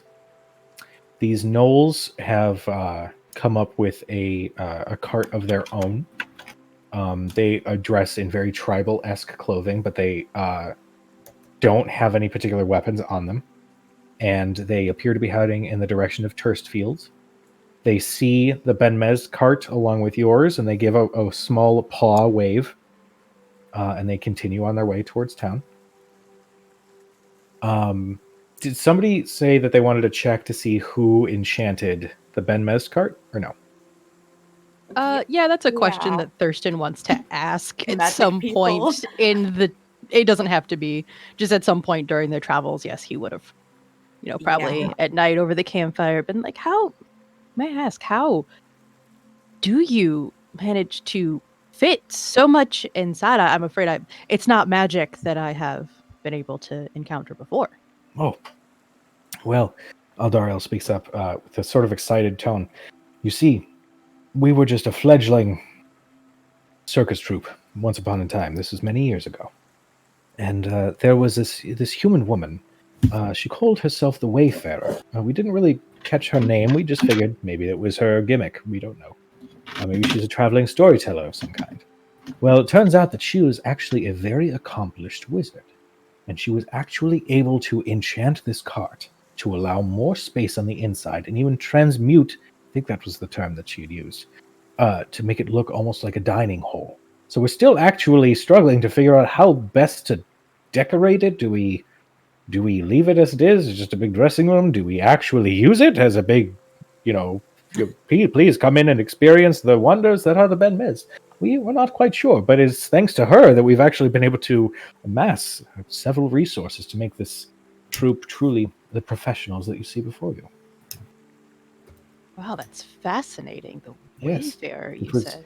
Yes, it was sort of odd, sort of a gift from a random stranger, but we took it and ran with it, and since then we haven't looked back. This rum is kicking me. But it's Kick so it back. delicious. And Kick it the Where? fuck back. where were you when you encountered this woman? We were actually in the far south. We were actually more closer to Singorn. Not daring to really venture as close to the Feywild as some of us would have liked, but just on the outskirts of Singorn, we were actually just along the road. Fortunately, we were just a few at that point. We had a small cart of our own. We had painted it red and gold in hopes of drawing some more customers, and here we are. Interesting. Well, perhaps I'll be lucky enough to encounter her on my travels. That sort of he doesn't say technology. That word wouldn't make any goddamn sense. Wibbly wobbly. Yes, that sort of magic and ability, could serve so many uses. This is true. We were incredibly thrown by the gesture. I suppose maybe she was entertained enough by some of our tall tales and whatnot that maybe I don't know what her motivations were, but a couple moments went by and suddenly here we are. Interesting. Well, thank you for sharing. Of course. We've been debating writing a story about the Wayfarer, but we don't know where to start. Is she a hero from a far-off land? Is she a god given a human form? We don't know. We don't know where to start. There's so much love and care and devotion that we have to this character, but we don't know where to begin, really. Well, I imagine any story you tell, even if it's not 100% accurate, as you said, you met the Wayfarer in passing. Wouldn't it really be more about the emotions and the gesture behind the story than anything else? That is true. Although one of the other original troop who was with us is, no longer with us. But perhaps that this could also be a sort of way to honor her as well. I like that idea. I'm going to start working on that. That's a good thought. And we'll say that this is like in the middle of the travel. He actually has somebody else take over as he climbs into the cart to begin working. Shower thoughts. Must capture shower thoughts. I have to go. Somebody's Wait, rambling on the Charlie's phone. You're coming like, I can't. Bye.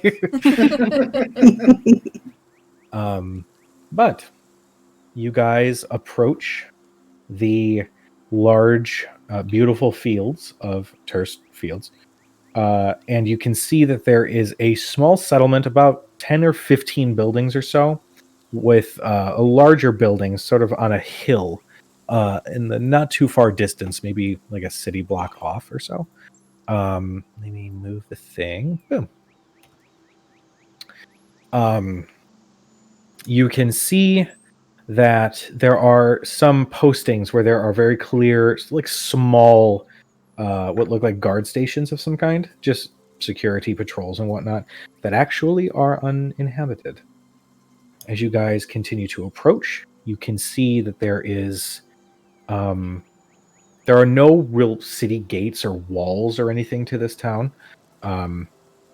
The buildings sort of lay open, and there's actually a large gathering in the middle of the street of all sorts of people. You can see a lot of Western shields are actually a part of this. Before one of them turns and sees all the carts coming, and kind of goes, "Hold. Sorry. Due to security purposes, we cannot allow any other visitors to the town. I'm dreadfully sorry. If you must redirect to go any other direction. Right now, there's too much going on right now." Is this a Western? Yes, this is a Western shield. He is very clearly, he's wearing a different tabard to signify that he is of higher rank. This is a captain. He's a human man with a little bit of the goatee going on. Older, not like, let's say mid-30s or so. And he has this sort of worried look on his face. Thurston, like recognizing the emblem and outfit, obviously, will kind of peek his head out of the window of the carriage, and say, God damn it. Sorry. Driver, why have we stopped? No, he's looking at the soldier and trying to, he may not know this particular person, but just trying to get more information. Can you pray tell us what's going on? I'm trying to get home, and he is like knowingly playing up the noble card. Just but like, I am trying to get home with my party. Right, yes. There's been a bit of an incident, and he kind of looks closer at you. My lord, I apologize. This is deeply a security issue. There were several people who had been murdered last night, and in quite a violent fashion.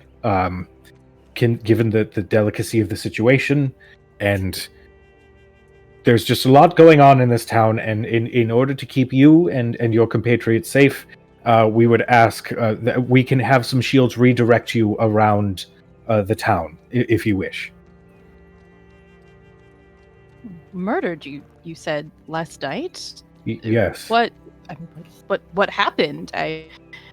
We've been traveling a long way. Redirection is not necessarily what we wish to do, and honestly, we may feel more secure knowing that you are here if we have to stop for the night.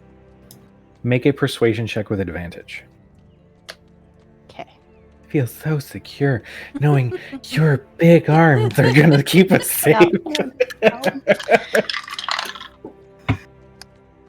Jesus, even with advantage. 18. 18. He kind of looks back at the group. All right. May I ask you and your compatriots to disembark so that I can explain the situation more thoroughly? Oh, of course. And Thurston will kind of gesture to everybody. I mean, I assume everyone's kind of stopped, but he'll Peering kind of out. give him a gesture to kind of everybody come outside. Come on out. You guys all step out of the carts and carriages, and Eldario actually kind of puts a hand up to the other Benmez and says, "I'll take care of this." And he'll approach and he says, "Well, there were 3 who were murdered. There was, well, from what I understand, there was this woman. Her name was, I totally had the name. Where the fuck is the name? God damn it. Ladyface. There we go. Her name was Sheila, and she was a very well-liked young woman.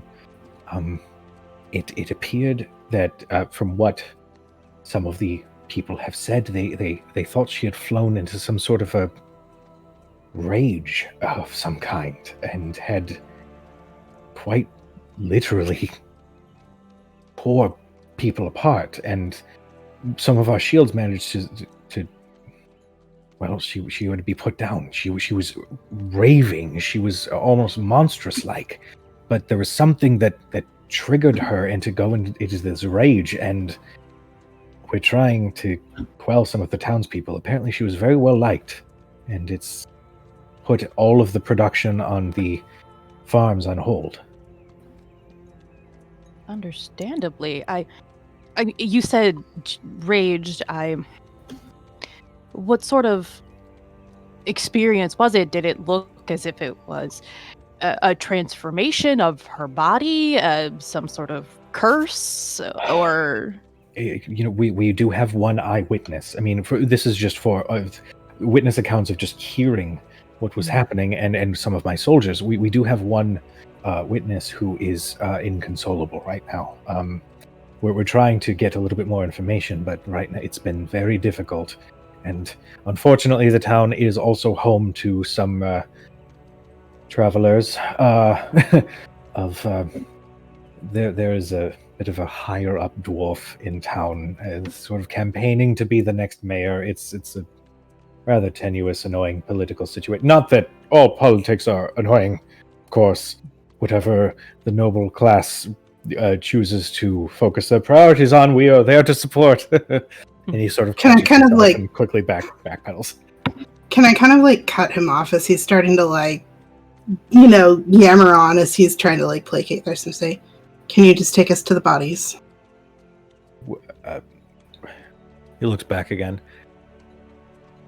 All right. I'm afraid the carts might have to stay on the outside of town until the proper, thorough investigation and everything is completed. We don't know if we can walk. It's fine. It's all right. We can walk. Sure. Follow me. And Eldario says, "Actually, we'll be right with you." And the captain says, "All right, I'll be right over there." And then once the captain of the guard walks away, Eldario says, "Listen, I thoroughly appreciate the security thus far. I do believe that now that we are in more wide open areas, I think we should be all right. I think we can sort of circumvent the town and continue to head towards Iman. If you wish to continue to this momentum of such heroic deeds, by all means, I don't want us to hold you back. And I do know that some of my caravan aren't on the best terms with city guards, so it might be a little skittish the longer we linger. But don't worry. I can't thank you enough for all of the assistance with escorting us here. You've done us a wonderful service, and we've seen your deeds in action. We are actually working on a small gift in the form of a story that we plan on telling. And we just hope we get the characters just right. But we can't thank you enough for all that you've done."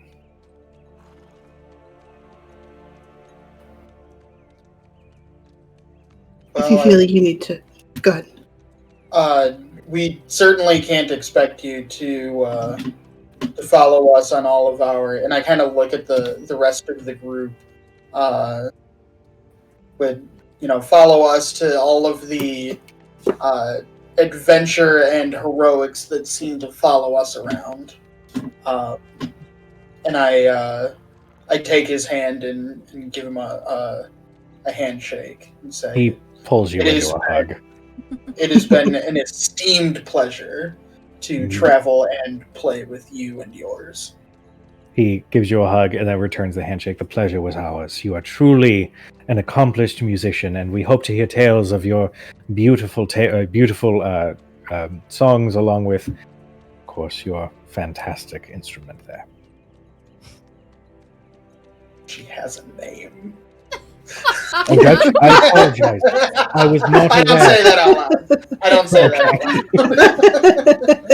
out loud. He approaches Thurston and gives a very good handshake and also a hug.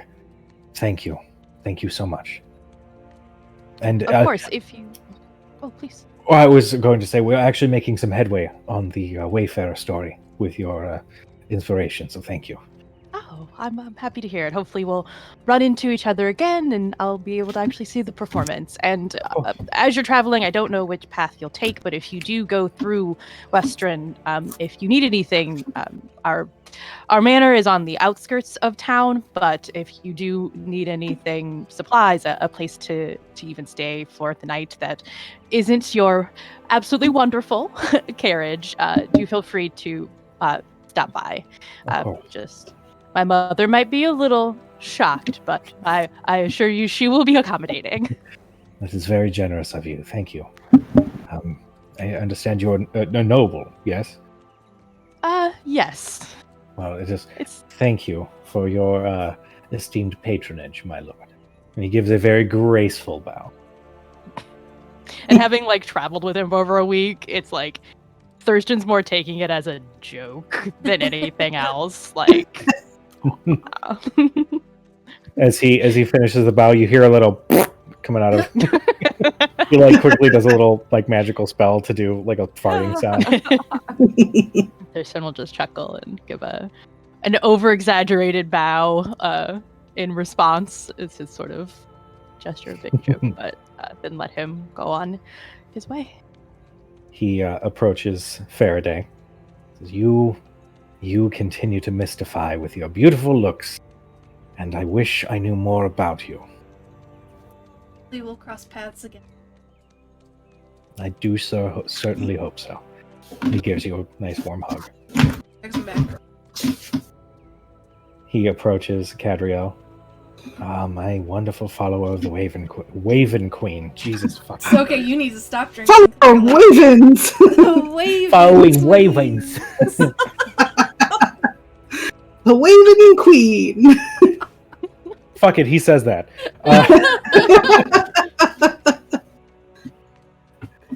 I got a smile out of you. I think I called it in.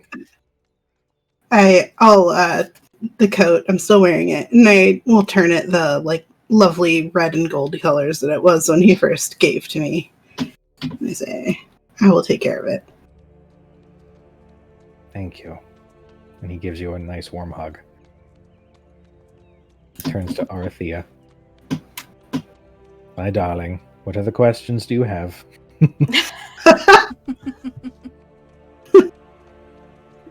She blushes. How about this? You come up with a nice report of what you would like to know about, and I promise you when next we meet, we will divulge all to you. I think that sounds like a good plan. It'll take time for me to organize my thoughts. But it was truly a pleasure. He gives a graceful bow, and then comes in for a hug, and then shakes your hand, and you actually feel him put something in your hands. As he turns and walks away, you look and see this teeny little crystal rose. Aww. He climbs back onto the carriage, or cart, whatever, waves at all of you, and then gestures for the horses to turn, and he essentially does an about face and starts going back down the path in hopes that he can find a side path or something to turn around on. Well, It's us now. again.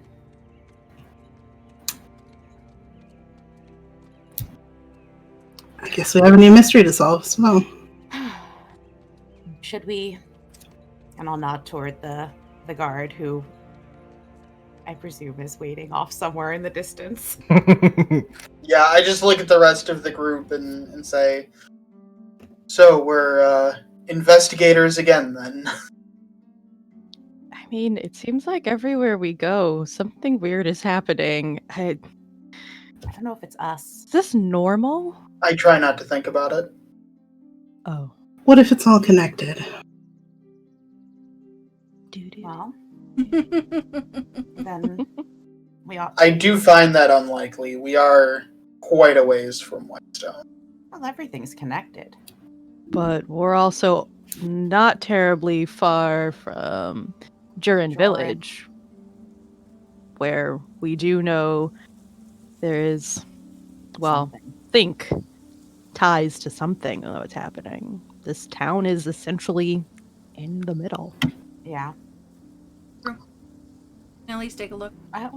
We could actually check with them and see if they've seen Shade Watch come through here.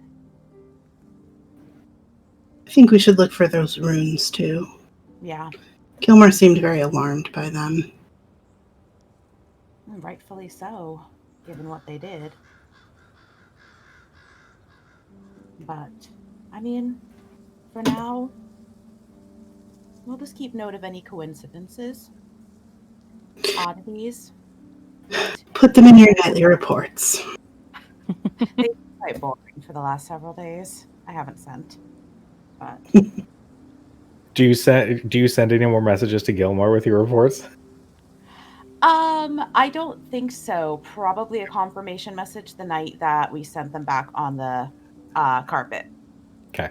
Just It had absolutely been the next morning when you would have gotten a response like, "Got it, seen." Yeah. Yep. Other than That's that, like sending a well thought out email and you get "okay, thanks" back. no, you just get K B Yeah. at the bottom. Yeah. you just get like, you know, it's like KK and then it has like a big swoopy G. Glad I spent all that time giving you instructions. KK, big swoopy G man. Yep. But other than that, I don't think so. Because the rest of our journey was reasonably uneventful. And we haven't come across anything else relevant to what we saw before leaving. At least not that we know of. Mm-hmm. Of course, tonight's report might be really long. One can So, only Shaw, hope. should we go see what's... I think we should. Mm-hmm. Well, And I'll go back towards the guard. Okay. You guys approach the captain, who turns and gives orders to some of the guards and saying, "Please try to get them back into their homes. We've got some experts here to examine the bodies. They wish to aid the investigation." And some of the guards and even some of the townspeople look, and you can actually see that there are a couple of gnolls that populate among the townspeople. Some of them turn and kind of look at this random group of people. Some of them reacting very emotionally, and so you sort of shout, like, "Why can't we see her? Why do these random people get to..." Basically, it's just a bit of a hubbub, but eventually it calms down. The crowd sort of disperses a little bit. "Sorry, my lord. Right this way." He leads you to a medium-sized homestead of some kind. There is a small fenced area where you can see a couple of pigs and one cow. The house is sort of decently built, but you guys step through the door and you can see this sort of front room is like something out of a horror movie. There is blood spatter everywhere. There's gore, there's intestines just strewn about. And you can see in the corner, there is a woman, maybe no older than 21 or 22, with several arrows in her chest. And you can see her hands are covered in this gore. And yeah, it's a hell scene to look at.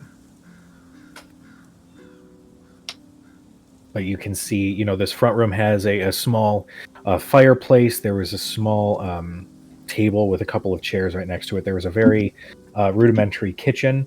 And then there were a few bedrooms off towards the back down a hallway. This is a very sort of standard house given the town that they're in. Nothing too ornately decorated or anything. It's clear it's more of a utilitarian house, but yeah, that's the scene that lays before you. Can I approach the body that's like pinned to the wall with arrows? Are her eyes open? Guard gestures. Are her eyes open? Yes, they are frozen in this twisted expression of pain and fear and fury, as she is just stuck in this state, even in death. I look at her eyes, trying to see if there are any differences in them. Okay. See if there's anything that looks like my dream the other day. Okay. Make a perception check.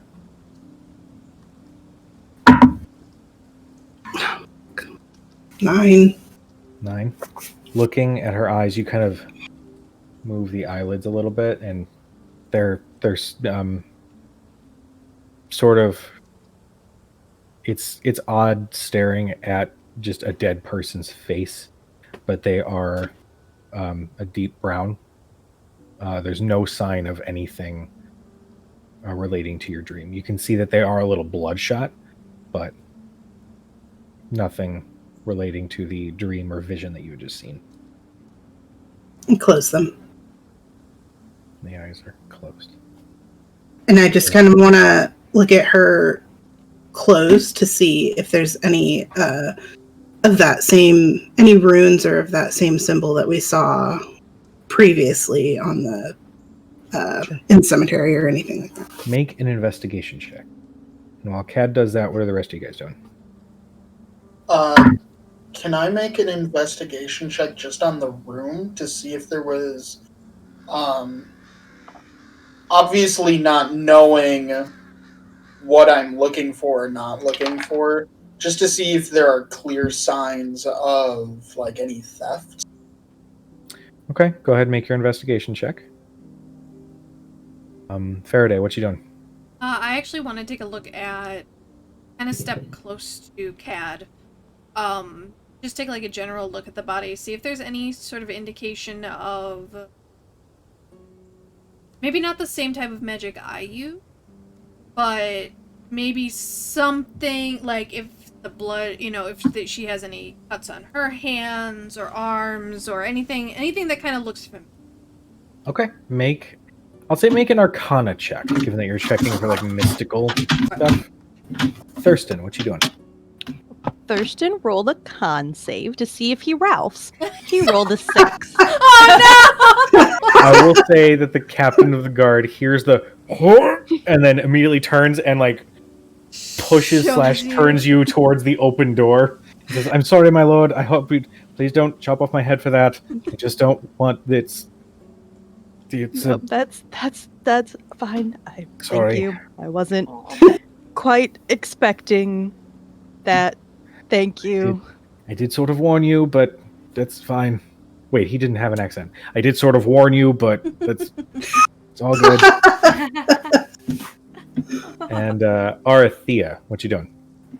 I think while they're looking over the room and the body, I will turn to the guard and say, "You mentioned that 3 people were murdered last night?" Yes. It was her family. She murdered her younger brother and her parents in the middle of the night. Do they all live in this house? Yes. Are they still here? If you want to go look at the bedrooms, that's entirely on you.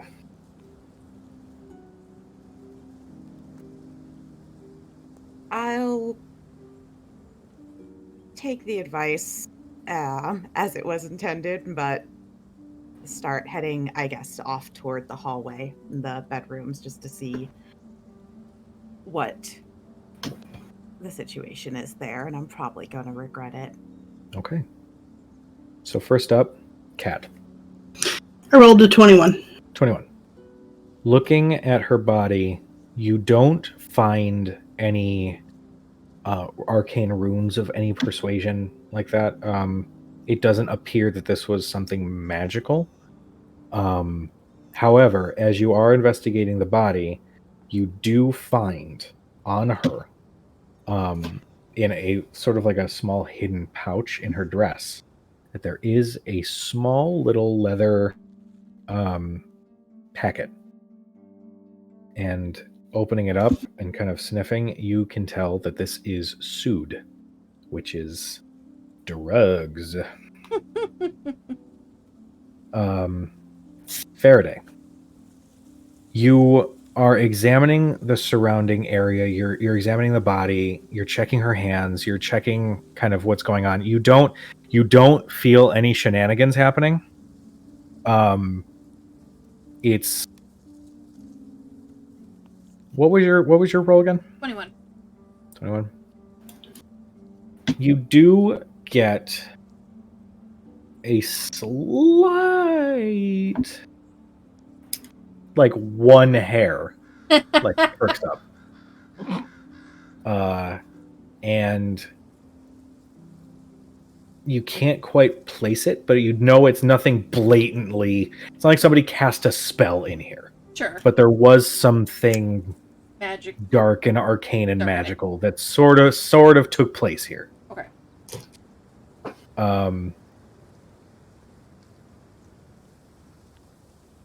And I realized that I just kind of contradicted myself with that versus what I told Cad.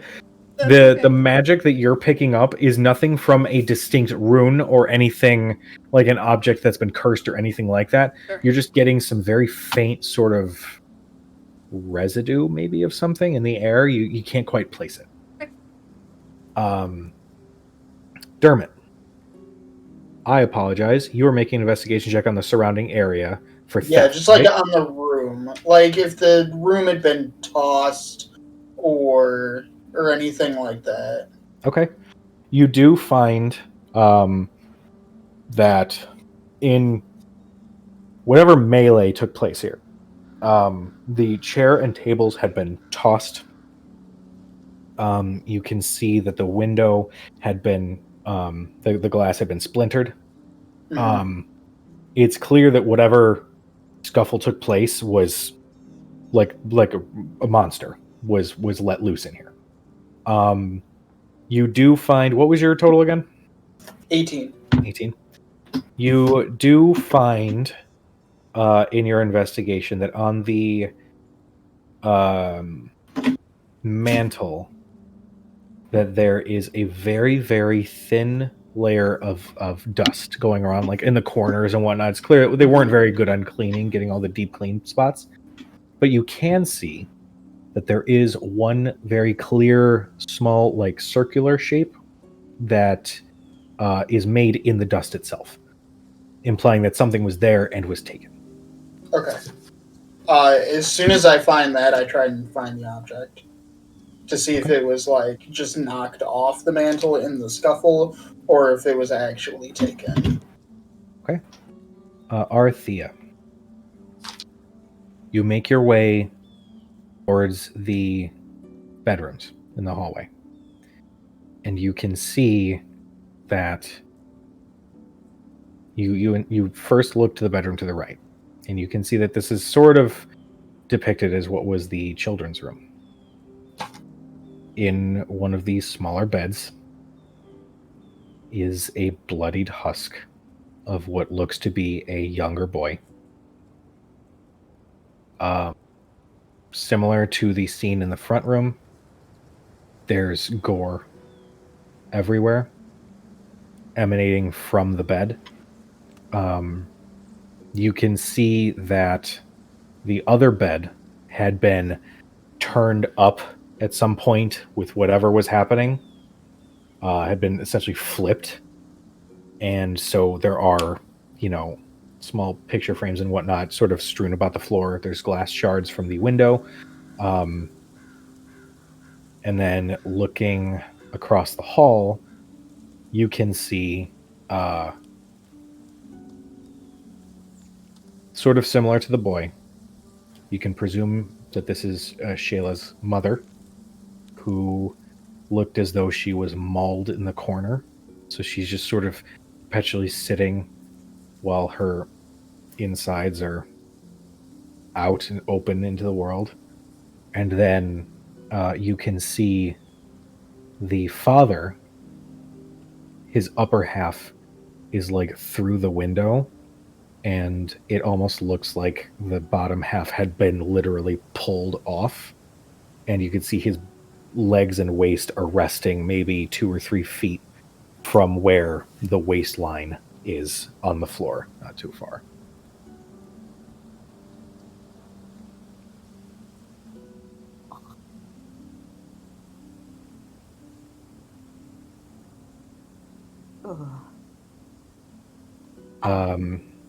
Thurston, what you doing? Once he,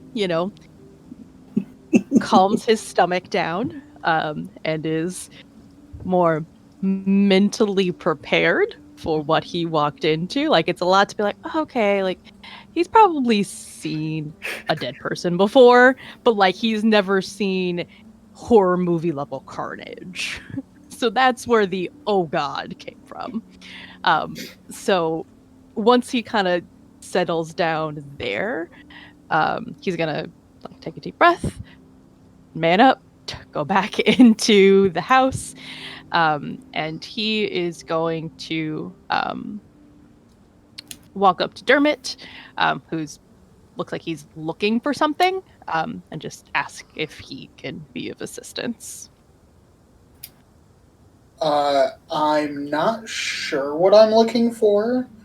It's about yay big, and I just kind of do one of these. It's about that big. Oh God! Please don't gif that, okay? I am. Please, for the love of God, someone Please gif gif it. Like the circumference of a coffee mug. This is not going to look good. You just did it again. Well, that time I leaned into it. Now it's Yeah. fine.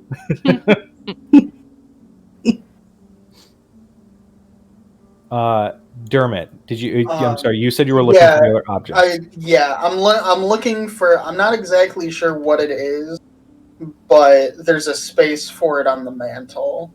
It's about yay big. And I show Thurston the spot and say, well, it's so far it's looking like, if I heard correctly, it was the daughter who was the murderer, murdered the rest of the family. Yeah, some of my shields actually came in to investigate as we heard some strange sounds coming from inside the building. From what I'm told, my shields entered and literally saw her thrashing about with entrails in her hands in this front room area. When they tried to confront her to get her to calm down, she leapt at them, and they had no choice but to defend themselves. So it doesn't sound like a theft would have taken place, but if something is clearly missing, and in the absence of any actual information, anything might help. Well, because something we could question our witness with. She apparently her name was Prima. She was a friend of Sheila's. She had stopped by to check on her. Apparently she was having a particularly trying day, and apparently witnessed her start to, we don't know what, fly into her rage. So, could have something to do with this. I hold up the bag of sood. You see his expressions go from like, not emotional, but like pitiful almost of the situation to frustration and anger.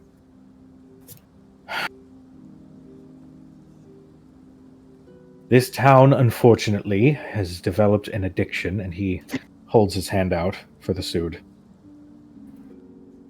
For this ridiculous substance. We don't know where it's coming from. We don't know who's delivering it, but somehow it still manages to find its way into the town, and it's becoming a problem. But that doesn't quite work, though. Have any of you... Well, please don't answer honestly. Have any of you partaken... I'm No. gonna roll to see if Thurston even knows what that is. I don't know. Would Thurston in his adventuring teen days maybe have dabbled in drugs? I mean the Thurston who hadn't left home for the first true, time actually. ever That's until true. until very recently. That's fair. His history check is a 12. He might have maybe heard someone talk about drugs once. Like, Okay. Once. that's what This that is is that my mom told me drugs. not to do. And to like Says seem this cool, is drugs. to like seem cool, you're just like, oh man, you guys talking about the drugs? The drugs. Yes. It's like, I'm Um, experienced in things like the drugs. I do the drugs. Tell him the meat Drugs. man sent you. Do you spice? You spice? Spice. Spice? Spice? Here's Spice? actually, Spice? spice. Thurston, actually, with a 12, actually based on these stories, that Sood is essentially pot for sorcerers. It has a lingering magical effect depending on the kind that you smoke. But Something It- you smoke.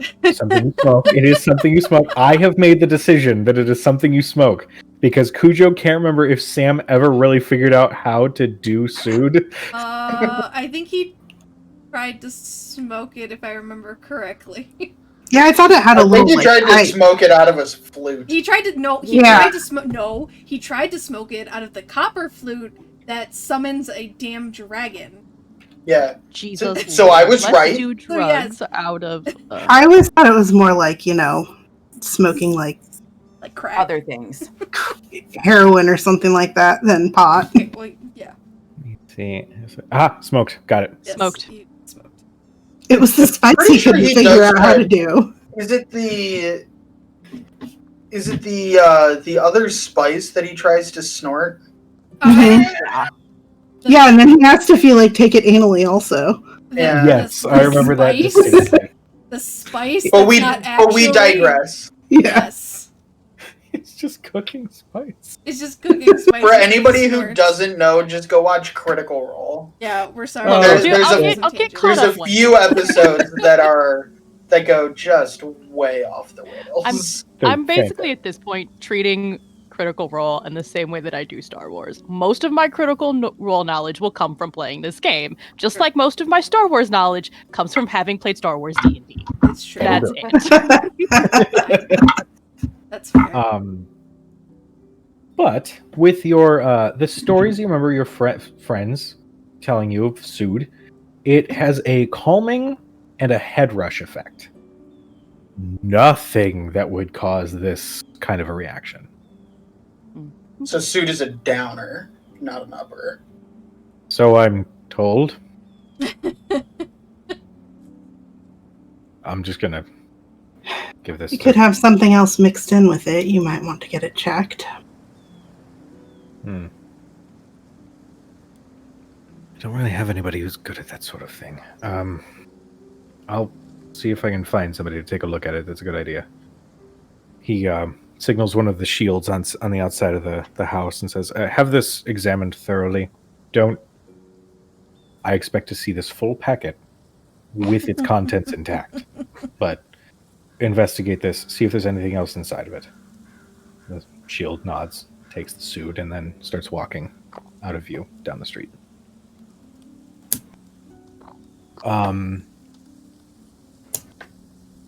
Dermot, go ahead and make me... Did you make another investigation check? I'm so sorry. I did not. Okay. But I Go ahead certainly and can. make me one with advantage because Thurston did offer assistance. With advantage. Investigation, right? Yes. 13. 13.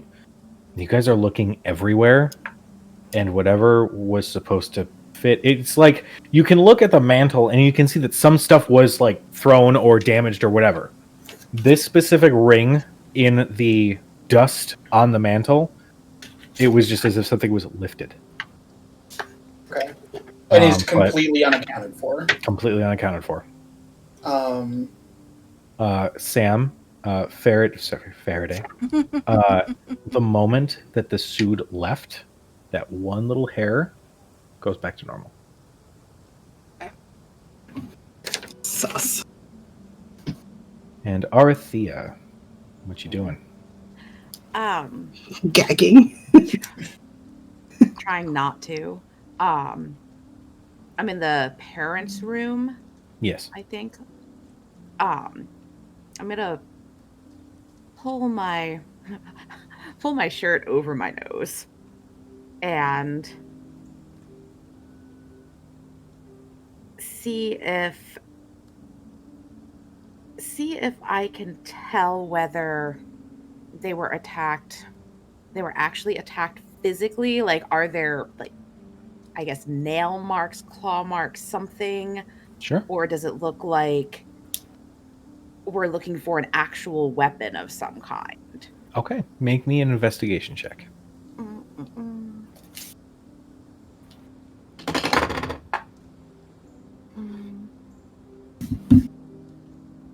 Is a really crappy roll. That is 18. 18. A crappy roll, and it was an 18. No, well, so I roll investigation with advantage. The other one was a 2. Oh, got it. Looking at the wounds on the mother and father, you can see that they are claw marks. It wasn't the result of some sort of weapon or anything like that. With an 18, you can essentially deduce that whatever rage she flew into increased her strength like tenfold. Significantly. Yes. She's fairly small. I mean, not small, but... Yeah, I mean, she's sort of like an average size 20-year-old. They're all human, right? Yes. Okay. Eyes open in this case as well? Yes. And the man is hanging out the window. Yes. I'm gonna attempt to pull him back in. It seems really wrong to just let him hang out there. Okay. I would say that you don't necessarily need to roll for this. It's just, well, actually, make me a wisdom Probably saving throw. 2. Yeah, now I think about it. Yeah, A wisdom saving throw. What? Make me a wisdom save. Wisdom saving throw. Oh, okay. It's the wisdom saving throw song and Okay, dance. you better be careful. You're gonna have to do a different dance every time you open your mouth. You're gonna need to have a different dance for strength saving throws and intelligence saving throws. Or I could just have one dance for saving throws. Just the saving throw dance. No, it's gotta Suddenly be we're like playing- baseball, where you've got like different hand gestures for each saving throw. Yeah. And suddenly we're playing Dungeons and Interpretive Dance. Yeah. Yes. Yes. I'm much better at that one. What did you get, my darling? 16. 16. You steel yourself. You feel your breath start to pulse a little bit more. You're starting to feel almost like it's a panic attack sort of thing, but you steel yourself. You manage to bring this upper half of this gentleman back into the room. Okay. Where are you putting him? Just right down on the floor. Thunk. You essentially position him so it looks like he's sort of seated. Yeah, like he's kind of seated on the floor as much as he can be seated. Yeah. And eyes open on him as well. It looks like he was, I guess, like, I'm interpreting it as he was grabbed from behind and kind of yanked with such force that his back half came off his front half. You position him, and as you turn, so he's facing you, as you're putting him up against the wall, you can see that I'm going to let the 18 ride. See the initial wound, which was this. And you look and see this deep gash, claw mark, with flesh hanging from his face.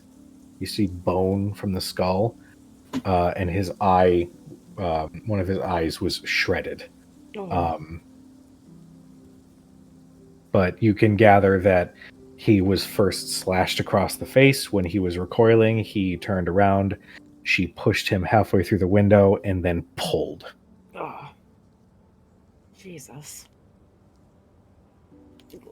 All right.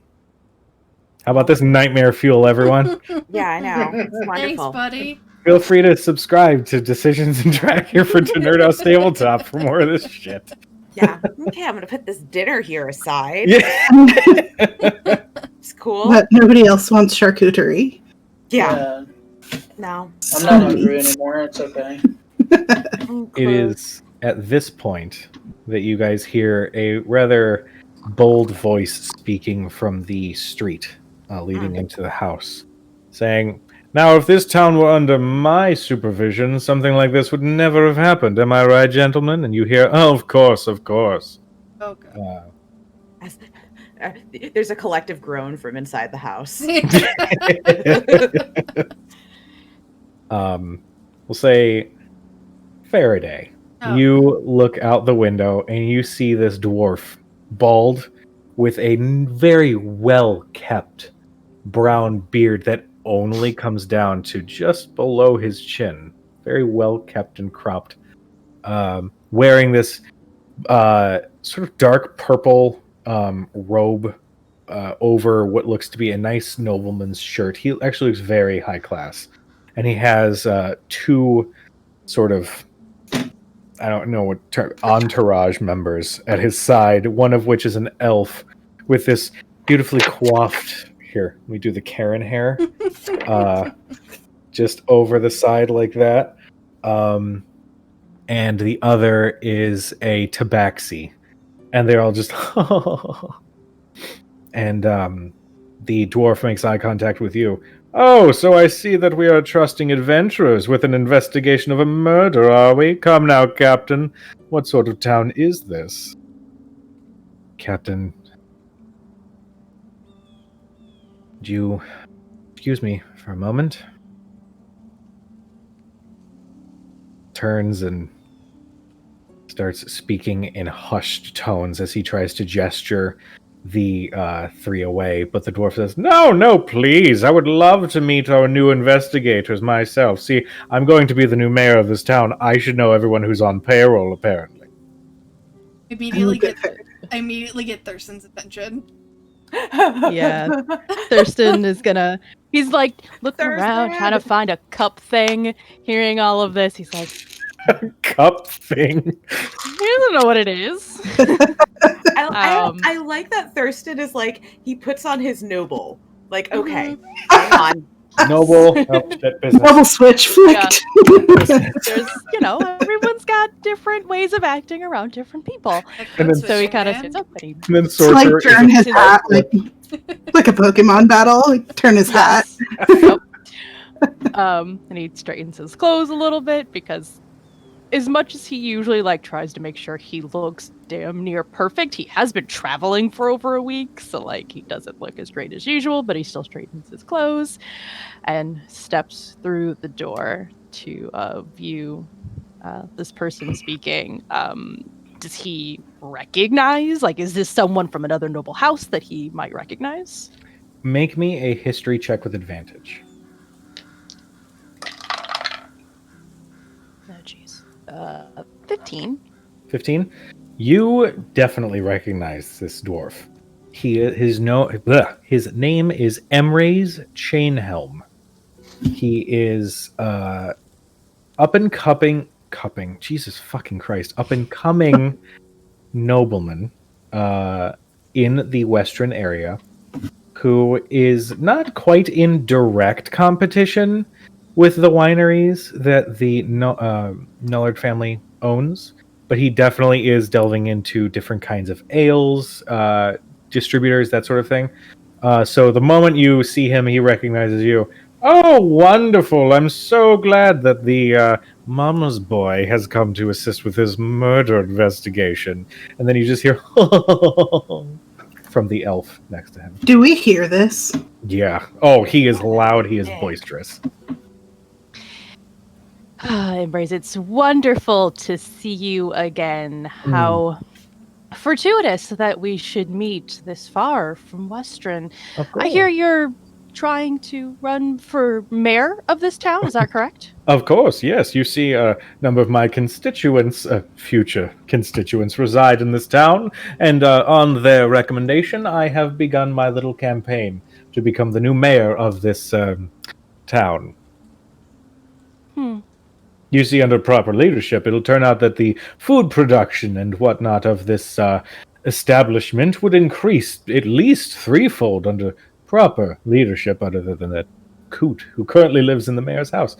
I'm merely just trying to be a public servant, unlike, say, some nobles in Western.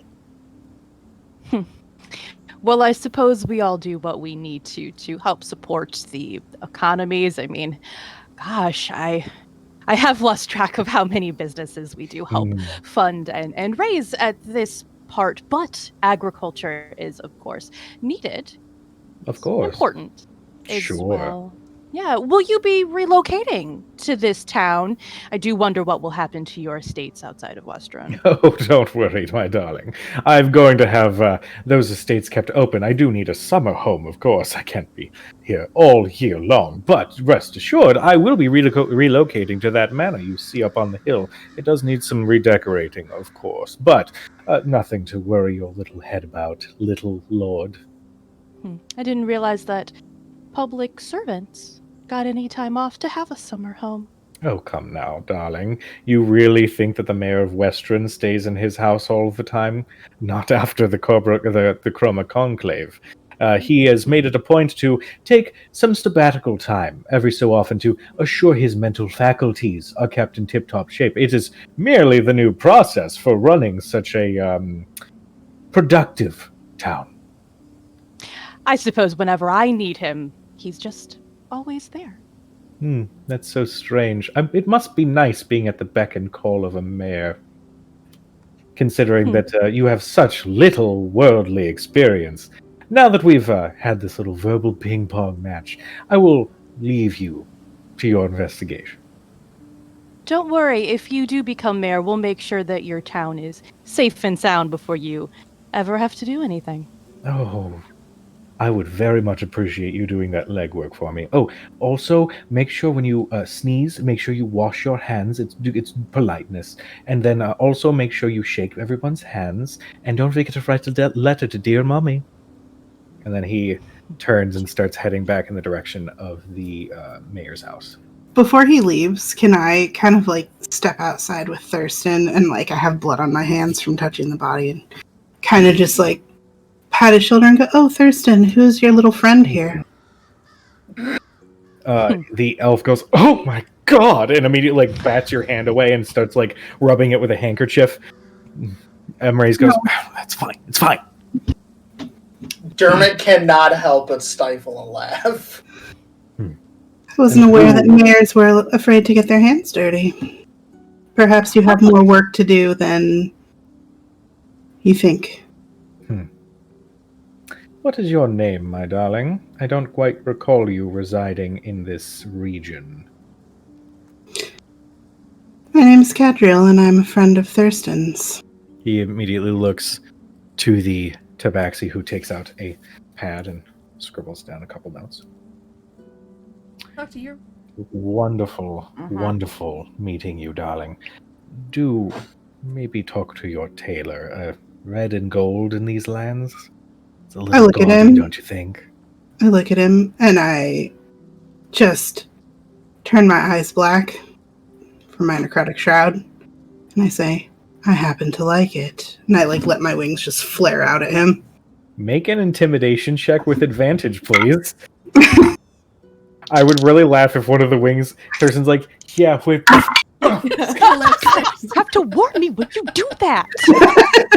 Remember, we have to maintain like a distance, personal Oh, bubble. Yeah. towards me this time. 15. 15.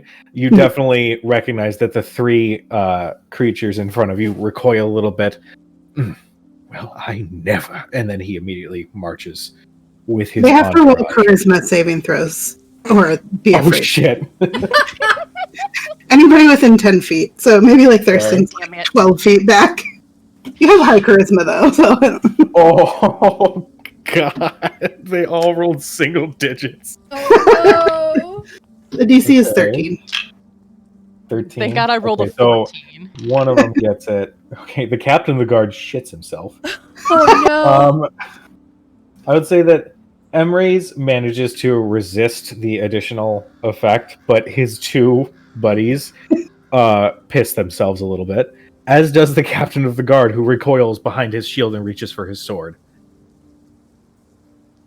There's a little bit of a commotion as some of the other shields see somebody with crazy wings that has, made themselves known, and they're also tentatively reaching for their weapons. And But Thurston Emrys raises his puts a hand. hand up. Yeah, just like Kermit just says, now we're all on the same side. We all have work to do. And I look at Dermot and Bad. say, we're certainly on the same side, and I'll drop the shroud. And say, though I don't think they're on anybody's side. Why don't you run along, little dwarf, and do something that's useful? I'd be delighted to. And he marches down the street as his two entourage members clean themselves up a little and then follow right after him. The tabaxi rubbing again at the blood stain that is now on his new coat. Does Tabaxi have angry cat hair? Yes. Yes. Like Cat with a cucumber. the limbs all go straight. In fact, when the shroud goes up, he does that sidewalk thing. I can only use that once per long rest, but it was worth it. You hear for a hot second, on, John.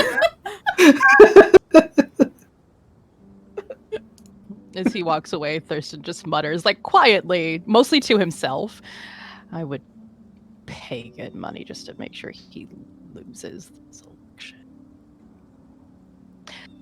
Did I hear that? Did I hear that? Make a perception check.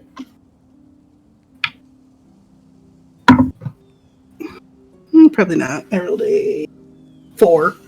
You were so focused on watching the tabaxi's fur finally start to relax a little bit as they're 300 feet away from the building at this point. I just look at Thurston and say, you should just tell people that his friends walk around shitting themselves. No, I just go back inside. See what Arthi is doing.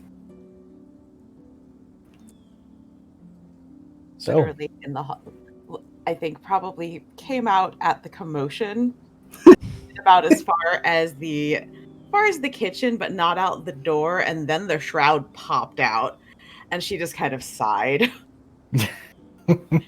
because they've traveled a bit together. She's seen this before. It's useful, but she knows the distance now. It's okay. Leave her the personal space and just wait for it to. Okay. And also, once they have left, just kind of relay that it's pretty awful back there. Both, it looks like She or someone, or all of them, who knows? But they were all slaughtered. There's really no better word for it. Just clawed, and it looks like they literally went at one another with their hands or nails. If I didn't know better, I would say that it wasn't human. It was some kind of creature or something stronger or larger, but I don't know. Talk to that. Mhm. Yeah. Did we Yeah. find anything out here? And what was going on out there? Absolutely nothing. Not nothing we should worry about. If you're going to spend any time in your life worrying about Imre's chain helm, it's a waste of your effort. Okay. I kind of love him, by the way. Well, yeah, he's a pretentious prick. Yeah, I just love the idea that, Role-playing like, pretentious pricks is awesome. right, True. like, I just love the idea that, like, Thurston, like, probably gets along with most people, but because he specifically, like, always calls Thurston, like, a mama's boy, he's like, you're an asshole. Like, Mhm. you don't even need to go that far, dude. Seriously. Why you gotta go there?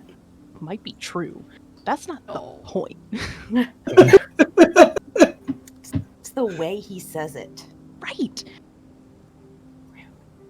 You know, you're allowed to keep that shit to yourself. In fact, you're encouraged sometimes. Mm. Wow, So what you guys hopefully doing? it doesn't cause us any problems. Yeah, if we're going to speak to the witness, and Thurston will look at the captain. You said the witness was having some troubles calming themselves down and communicating, correct? Yes, and he warily looks in Cad's direction as he speaks, but he kind of focuses back on Thurston. Yes, when we became in a frantic state, she actually came and drew our attention. We heard some strange sounds, but it was her that alerted us of kind of what was going on. And Did she come out from the house? Like, was she in here when this was happening? I mean, as far as we know, I mean, she's been rather inconsolable. She just pointed towards the house and said, something's going wrong. Oh. I look at Thurston and say, perhaps we should talk to her. Yes. And kind of glancing at Cad. We'll stay outside. Yes, you certainly have a way with people, Dermot. Well, if you wish to speak with her, my lord, follow me.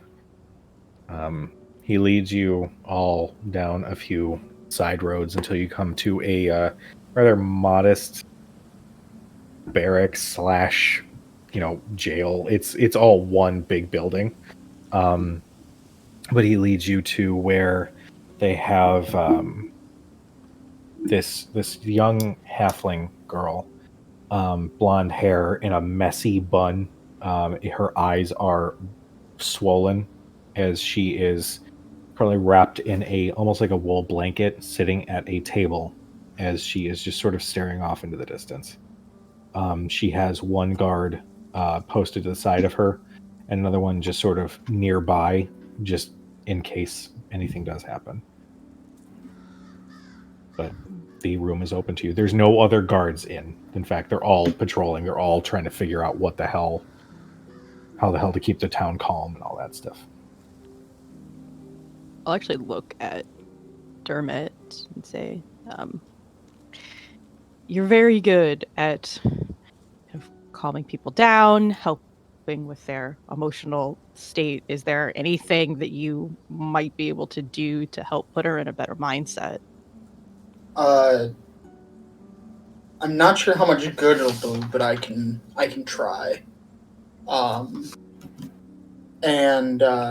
And I approach the table and say, "Do you mind if I sit down?" She just looks up and just nods. I'll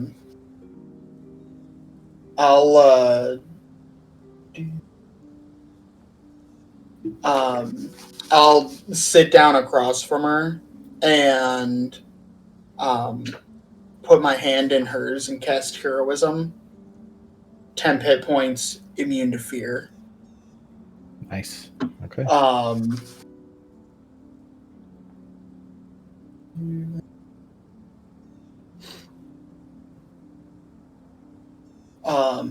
And I just introduce myself. I'm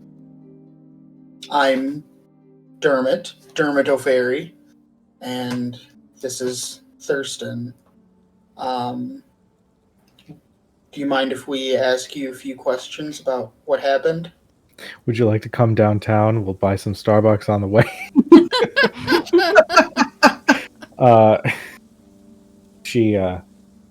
She noticeably calms a little bit.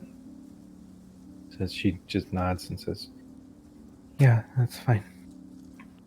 Just take a deep breath. We're here to help. But we're not entirely sure what happened. We were hoping you could fill in, a few gaps of information that we had.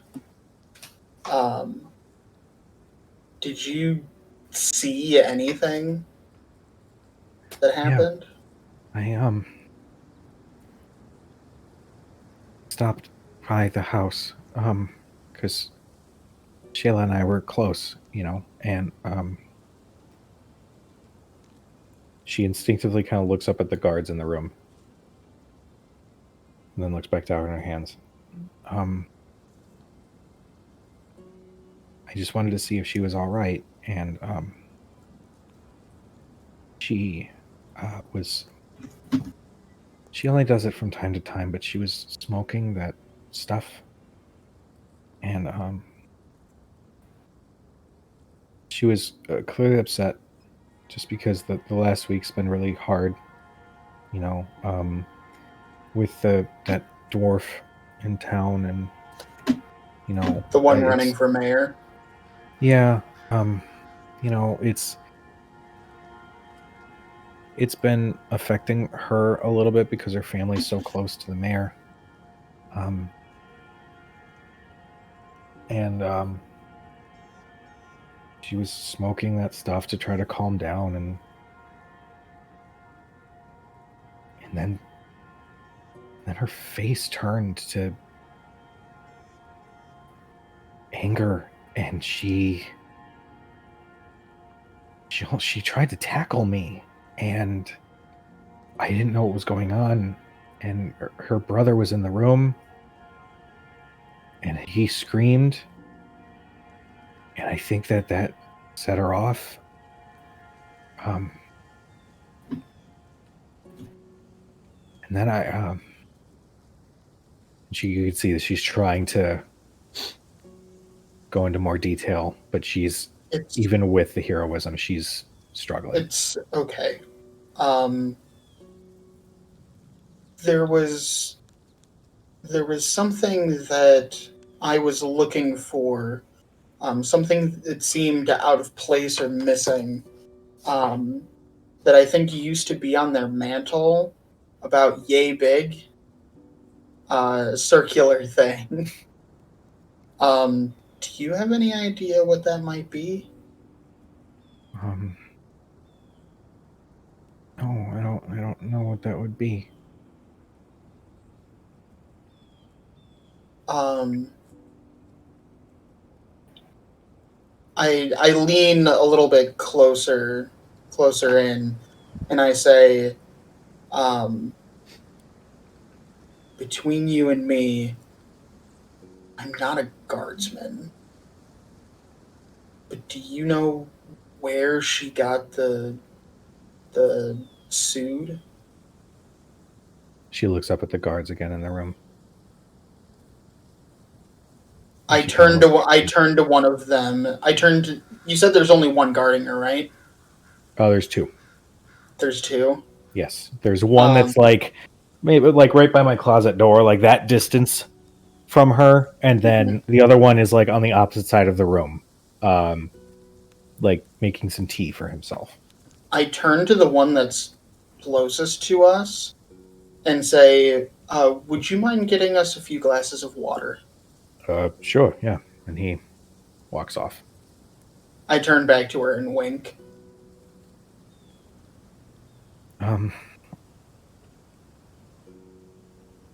Hey, I don't know specifically where, but I know that there are rumors that the mayor is also taking it. And I know that the family is really close with them. Was really close with them.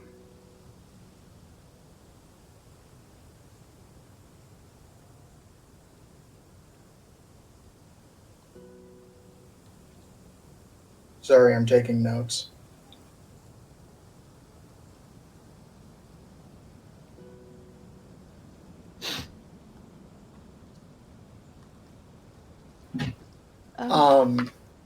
Go ahead.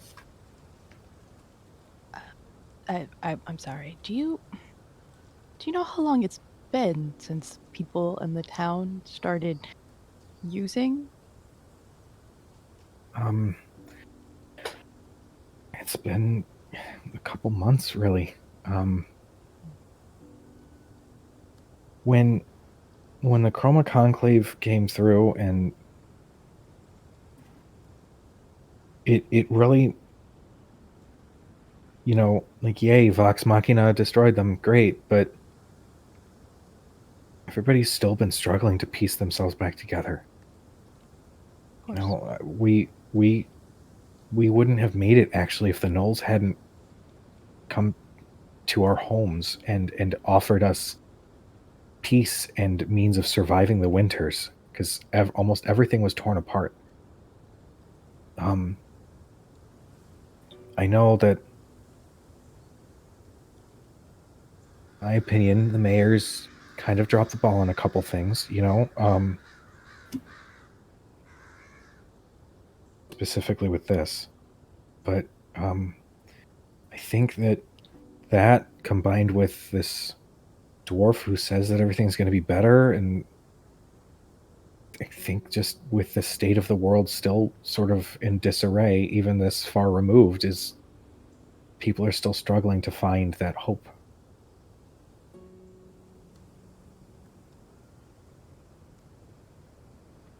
It wasn't a judgmental question. The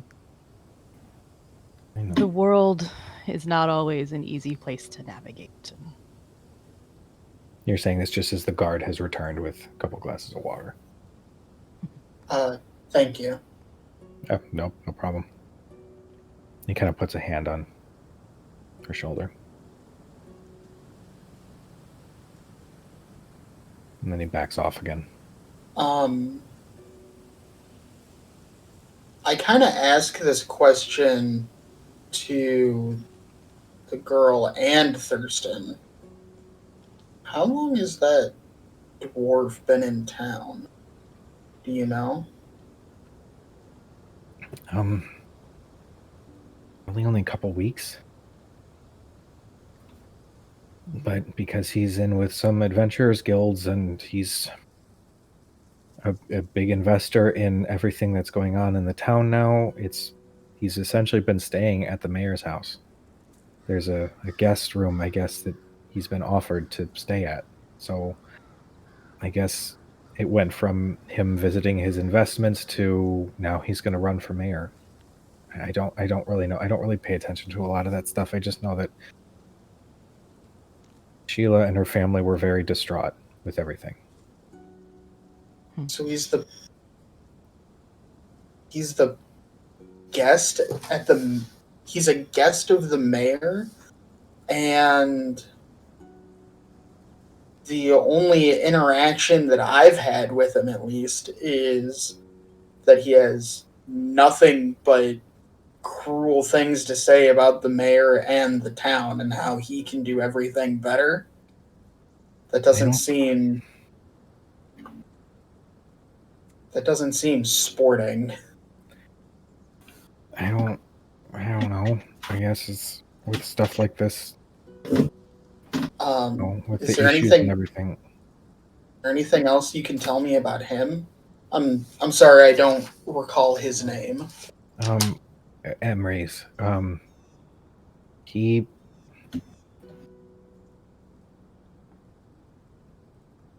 did stop by the tavern one night, and he did. I think it was either the second or third night in town. It was after everybody had finished their work for the day, so everyone was tired, and he came to the tavern and bought everyone around and made sure that people were taken care of. You know, we don't see our mayor very much lately, and to have that person there, you know, to inspire the people who are working hard to try to fix everything and try to find some semblance of normalcy, it was nice. And I think that combined with everything, people are starting to think that maybe it is time for a little bit of a change.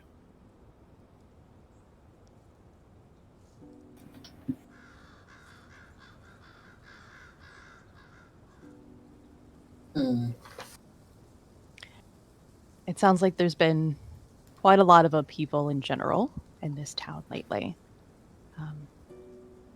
I can understand everyone wanting to have some hope, as you said. Can't blame them for that. Yeah. He says, like, with that, if she wasn't in fear right now, with that tone of like, but like him, for real. Like, really though? Like, really? Like, you guys like drinking Guinness and he bought you guys some Miller Lite. Like, really? I do turn to Thurston and say, I can respect, you know, around on the house is an effective way to make fast friends, if not good ones. It is something that I am very good at myself. I was gonna say, says the master of that. Thurston will just kind of smile and nod and say, yes, there are many, many methods of negotiation and persuasion. They do not always reveal one's true colors, though.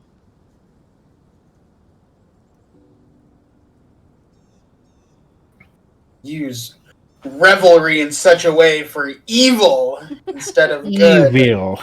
I won't stand for it. Damn it. I mean, you know, maybe not evil. Douchebaggery, perhaps. But, you know, No, it's for evil. Dermot, don't buy people no cheap liquor. Dermot doesn't buy anything. At least not for gold. There's cheap liquor? See, there's the top shelf, out and there. then Those are the decorative things beneath it. Those are just Yeah, decorative. we discussed this, I believe. Yes. There's nothing actually in those. Yeah, just colored water.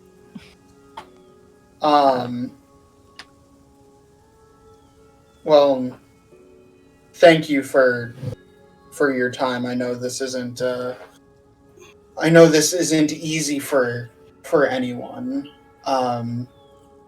If there is anything else you can think of that might be helpful, we'll likely be staying at the tavern this evening. I'm sure you can find us there. Thank you.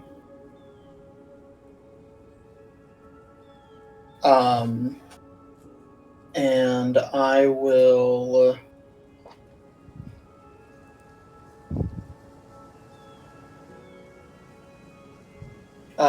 I'll just get up from the table. All right. What are the rest of you guys doing while you wait outside? can I ask, Arthea, you're outside too, Yeah, right? I'm with the three of us outside, I think. Yeah. Arthia, you looked at the rest of the family, right? Yes. Did their eyes look normal? Well, as normal as eyes can. I mean, one of them was missing an eye. It looked like it was clawed out or gouged out, or I don't really know. His face was, I guess it was her father. His face looked like it was slashed by, I guess, her. But I would have thought a beast with claws, a wolf or something. But his face was slashed and his eye was missing. Destroyed, missing, or removed? You recall it was like destroyed. It wasn't like it was just like it was. Yeah, I mean, it wasn't plucked. It wasn't like as if it was plucked out per se. I don't think someone specifically went in for the eye. I think that whoever clawed his face caught it and just kind of tore it out as they dragged their nails across. And I mean, there was bits. Cad, you actually remember when you were looking around for runes and whatnot on her. You remember seeing like part of a gross eye on her finger. Her hands, her fingernails, and I should have mentioned this earlier, and I apologize.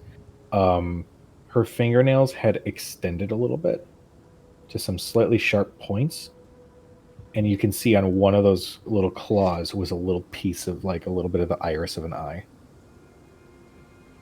I think it was her, but I don't think that she... Sorry, that was like a crucial piece of information I totally forgot to tell you. I rolled a 21 too. I'm sorry. But I don't think that she was in her right mind when she did it. Her fingernails looked like they had grown. Like did we notice Yorvoth's fingernails grow or anything when he was starting to turn? You do recall that when he started to turn, his fingernails did grow and you actually saw the full transformation. So it did grow to gigantic claws in this I don't want to say gigantic the second time, but just this mammoth werewolf hand with these huge claws coming off of it. In that transformation, you could see this essentially mimicking that a little bit, but not all the way. I mean, there's magic that can kind of cause that, do that. I mean, you can change parts of yourself, change what they look like, change fingers to claws or something small like that. But I've never heard of someone just developing it. Well, Faraday uses her blood when we're doing things. I've seen you cut your hand on the whip before. Wasn't the same kind of magic.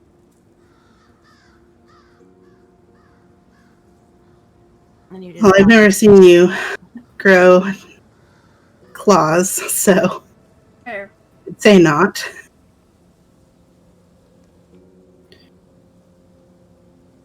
But there was nothing else on her that you saw? I mean, you two examined Yeah. her whole front area, right? Just the suit that I found. And that wouldn't cause this? That's not how it works? I've I've never taken it myself, but I don't think so. Not from my understanding of it.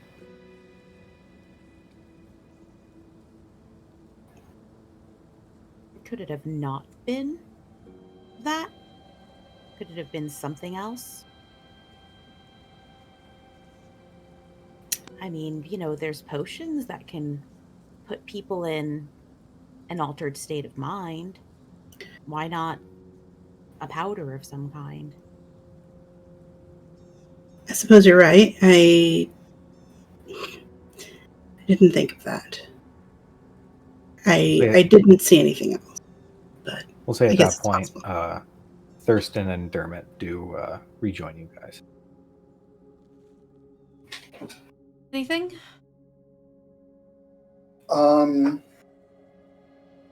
Well, I know that according to what she told us,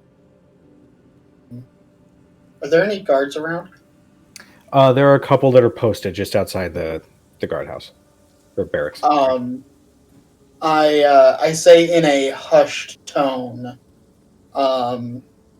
that the family was very close to the current mayor. But I think this might have something to do with the Sood epidemic. The rumor is that that there are many people in town, including the mayor, who might be using. And that part I say in an especially hushed tone, because I do not want the guards to know that we know or think that. The part that confuses me is this Emery's character. It would seem that he is the personal guest of the current mayor and has nothing but nasty things to say about him and the town that he wants so badly to become the mayor of. And apparently he hasn't been in town. He arrived in town apparently not long after this epidemic began. There are many, as I said in the room, there are many forms of negotiation and persuasion. One of the greatest ways to take down your corporate enemy is to take them down from within. Something just doesn't seem right about the power struggle between those two, and I fear that this family got caught in the middle of it in the worst way possible. Or used. I mean, it seems like he's pointing to this epidemic and what happened as justification for why the town would be better off, right? It sounds like it. What is it about this town that someone like that uppity little fellow would want? I mean, it seems like a farming town. Have you ever known anything special to come out of here, Thurston? Go ahead and make a history check. Also, quick timeline thing for you, Dustin.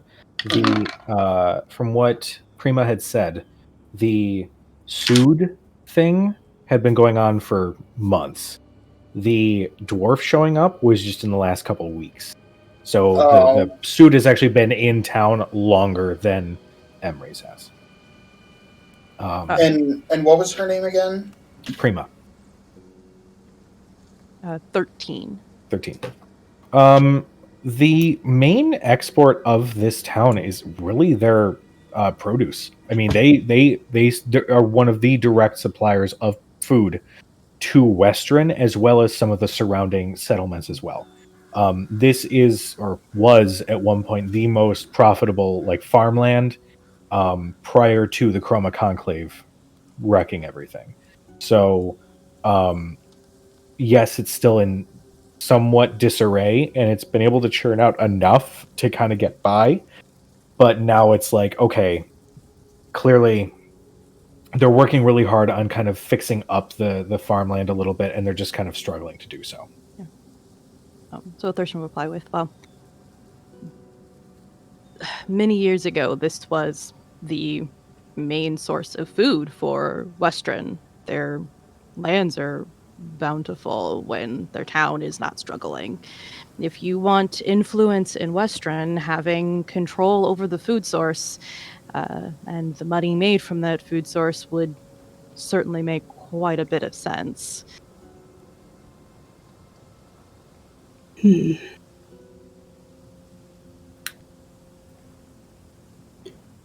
don't There think was that I would something- want. Oh, sorry. No, go ahead. From what the girl inside said, there was nothing of this sort, though, that happened before. Even with there being an epidemic of sorts, there weren't incidents like this. This is something new. Or different. It certainly seems so. Yeah, it seems so. I will do my best to check my bias at the door, so to speak. But things seem to have escalated since Imri's came to town. Whether the drug usage was already here, or whether he helped spur it along many months ago as a phase 1 of his plan.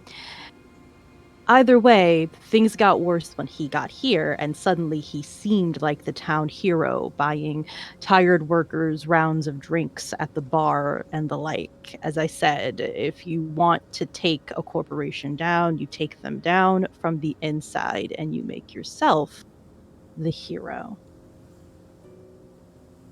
It could be coincidence. It could be. But nothing else has seemed he's to be the only thing coincidence. different and unusual that's happened in this town recently.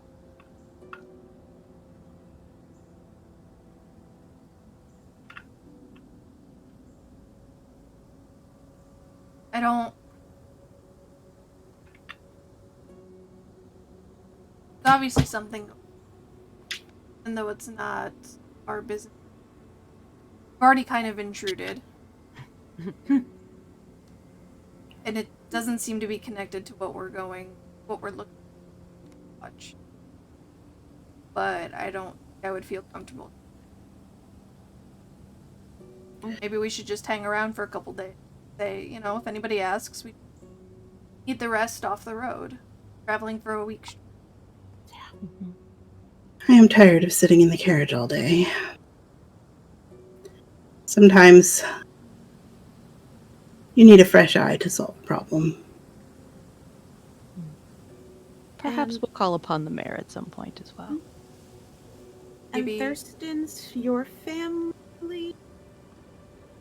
Would they be able to help? I mean, they're not in this area, but I would assume they know or know of the old former mayor. Is there anything do you know of him at all? I haven't interacted with him before. We don't really do a lot of investing in just traditional agriculture. We mostly do more. If we do anything that has to do with agriculture, it's typically more of your food, wine, and beverage area, not just your day-to-day agriculture. So I don't know if my mother perhaps has any ties, but not me personally that I've interacted with. Oh, if nothing else, it'll make that little Emery's squirm a little bit if you're around here contradicting him. perhaps we should change our investment strategy a little bit. It was amusing watching you spar with him. Wouldn't mind seeing that again. I mean, I don't like being like that. It's just, he just automatically starts off being so rude. It's like he has no manners whatsoever. Like, has he taken an etiquette course? I don't understand. There really is no reason for it. We are just trying to help the people that he's trying to help. That he says he's trying to help. Then it's settled. We'll stay for a couple days. Indeed. I did tell Prima that we may be staying at the inn in town. Although now that I think about it, I don't know where that is. As you guys were entering the town, you guys actually did pass a rather large, almost like a farmhouse sort of building, with a rusted sign out front that was called the Locked Cross. Kind of glancing inside as you guys were coming through, you can see that this is the large inn/tavern that the town uses. It's definitely like a farmhouse that was converted into an inn. But I mean, it looked rather decent enough as you guys are passing by. We should find a spot to stow our carriages and get Thurston's luggage situated. And the horses fed. That as well. And the people fed. All of the above. Thurston appreciates that you listed his luggage first. Thank you.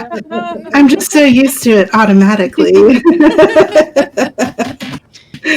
Oh, it's gonna be so fun to break Thurston. What's up? Oh, I know. Don't I hurt know. Oh, I'm just waiting He's for so it. precious. I love him. Don't hurt him. I assume that that we would be passing the house or revisiting with the captain at some point with all of this. We should probably let him know Yeah. that Yeah. Just we intend to stay for a Update couple days. the captain. I will inform him that we intend to stay a few days at the inn. And do you know if there was any services planned for the family? Are you talking to the captain of the guard? Yeah. Okay. As you guys approach the house again, you can see that he is actually mid-discussion with a gnoll. This gnoll is definitely older than the ones that you've seen, sort of meandering about the town. And this gnoll is actually speaking common. And they're in the middle of a conversation. And as you all approach, the gnoll and the captain turn towards you, and the gnoll gives a sort of odd-like shrugged bow. I am Arak Filthier. I am the close personal friend of the mayor and the leader of the Dustpaw Knoll tribe. It is a pleasure to make your acquaintance. He bows once again. His sort of strange dog-like face, you know, the ears sort of go lower. What was his name? Arak Filthier. Araak, and then Filth Ear. You know they make stuff for that to like clean ears. Oh, You can get like an ear infection. Yeah, looking at him, you can actually see. So he's got this like golden, like a faded golden sort of complexion to his fur, and his ears actually have this like some slight dark spots that are just clearly the fur just darkens around the tips of his ears for some reason. And what was the name of his clan? The Dustpaw Knoll tribe. Paw. I don't know why I got Boston on that. Knowles are from Boston now. Cool. Dwarves are from Russia and wolves are from Boston. I could do a decent New York, but I don't know about Boston. Actually, I could do a solid Peter Griffin. That's actually not bad. Ah, thanks. Are all No, I'm Knolls not making them Peter Griffin.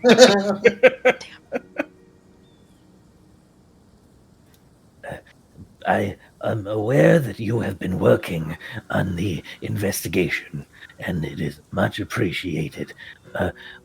Mayor Frost will be very thankful that there is one of the Nollards who is assisting with this. And he again gives another bow. Yeah, we've decided to stay a few days in town and see the investigation to its conclusion. I was curious if there was any kind of service planned for the family. Oh, the mayor himself has stated that he will personally arrange a service for Shayla and her family. Once this is concluded, of course. Excellent. Well, then would we be allowed to bring our carriages inside the city, just so that they're not on their own on the outskirts? Yes, I will arrange it with Wokor. He is the owner of the Locked Cross. He has a small stable. He'd be able to care for the carriages as well as your horses and see that they are properly fed. Excellent. And, Then Mayor Frost also apologizes for not personally appearing. He is a bit overtaken by the events of tonight, so he has sent me in his stead, in hopes that he might still perform his duties. I understand that that the mayor was also close with the victims. Yes, It's they were like a distant family. a sad time for all of us. Indeed. Then we will, turning back to the rest of the group, we'll collect our carriages and make for the Locked Cross then. I will go inform Wokor immediately. And then he sort of hobbles in the direction of, I don't want to say he's like the hunchback in that he like hobbles, but he's just with his arched back, he can't help but kind of do this strange waddle sort of walk in the direction of the Locked Cross. Just for the sake of time, I'll say that you guys gather your carriages. There are some bar hands that step out and help you find the proper stables and get the horses some food and some bedding and all that. Stepping inside the Locked Cross, it is a large farmhouse with a large bar that's sort of built into the side of it with several large kegs that are just placed on the wall. There are a couple of bottles of like fancier alcohol on top, but there's not a whole lot. This is actually a pretty large establishment. There are about 15 or 20 tables in here, along with there are some stairs at the far end of the room that sort of lead up into what is going to be assumed is where the rooms are. But there's definitely bits of hay, and it's not like a very well finished floor, but it's something. But there is a oh, go ahead. I was just going to ask if it was busy. There are several people in this bar, sitting at the different tables. Some are just sitting with their drink in their hands, looking down at the table, just emotionally drained. Others look visibly upset and angry. One particular guy is at the bar, and he's in the middle of a rant, saying, "I'm done with this. I'm done with this.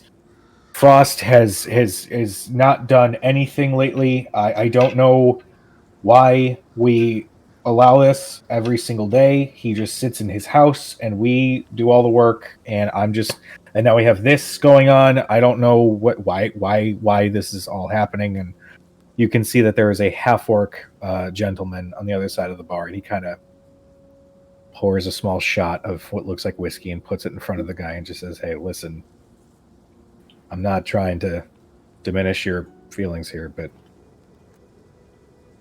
take a shot. We'll get through this one way or another." And the guy visibly calms and does a shot, and then wanders to one of the tables, where you can actually see some of the patrons look up at all of you walking in, and they immediately get a little bit of a stink eye before they turn back to their table and their drinks. The half-orc waves you down. Hey, welcome to the Locked Cross. Wish it could have been under better circumstances, but here we are. Iraq stated that you guys needed some rooms. Yes. And I look around. Is there a stage? No. There's not. No, there is not. This may not be the.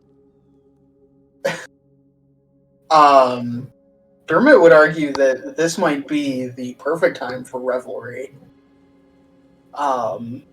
Revelry doesn't always have to include fireworks. So, Joe, can I roll an insight check on the patrons that are currently sitting in the bar? Sure. Go ahead and roll insight. Just to see, like, if I can get an idea of, like, we would start a fight.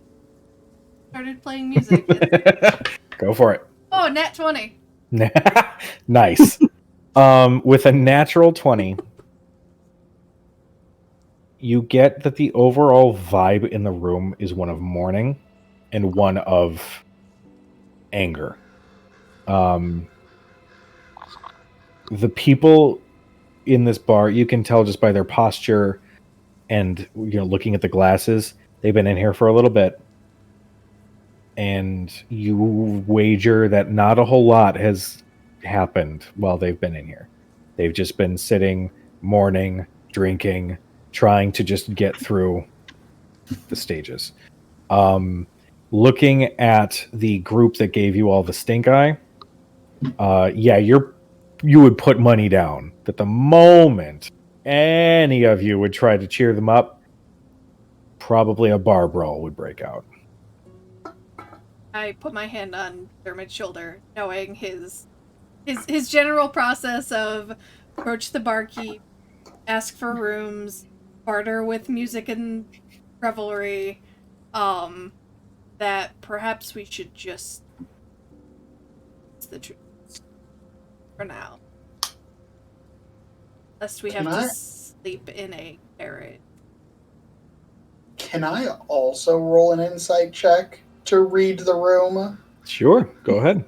Read the room. Or just not trust your best friend. Thanks, bro. I imagine that I'm reading the room at the same time you are. Yeah, with two very different lenses. Yeah. Got a beer goggles on to read the room. Mm-hmm. It's an 18. 18. You get the same general vibe. Not so much about the dudes wanting to start a bar brawl, but of the general tone of people just sitting and working through it on their own. Okay.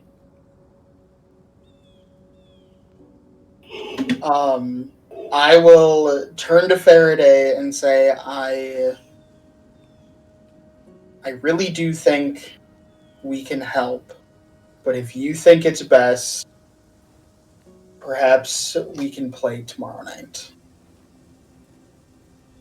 Or we can see if they are looking after. Right now is...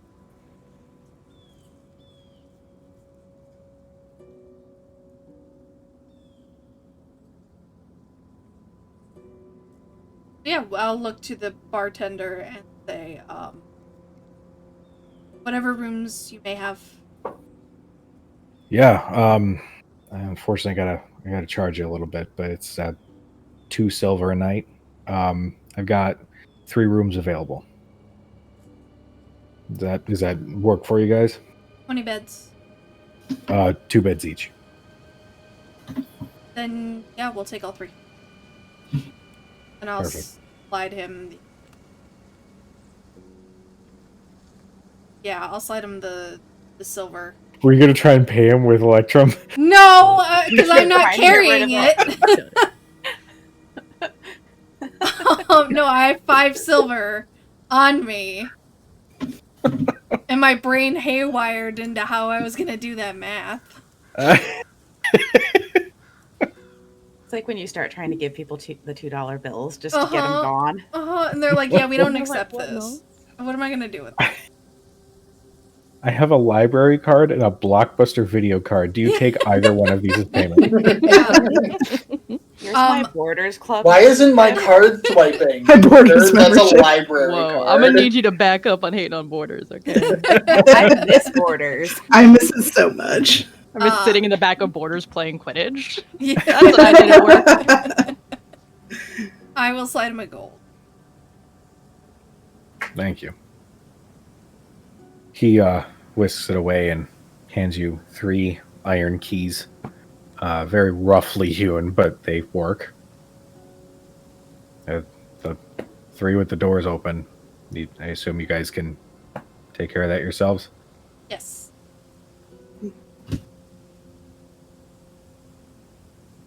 Way up. Good.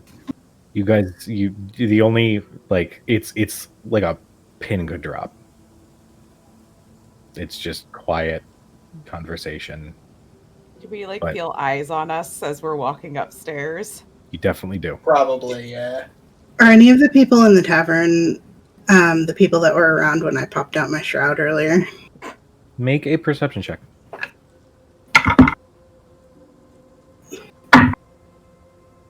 12. 12. There are 2 patrons in the bar that you recognize that are just mesmerized with their drink. They're not even really looking up at anybody right now. Okay. I just kind of watch them to see if they're looking at us and want to have any feelings about it, just like the others. But ultimately go upstairs. The one, or rather, in addition to the guy who was ranting earlier, there are about 4 other farmhands that are visibly like staring daggers at all of you.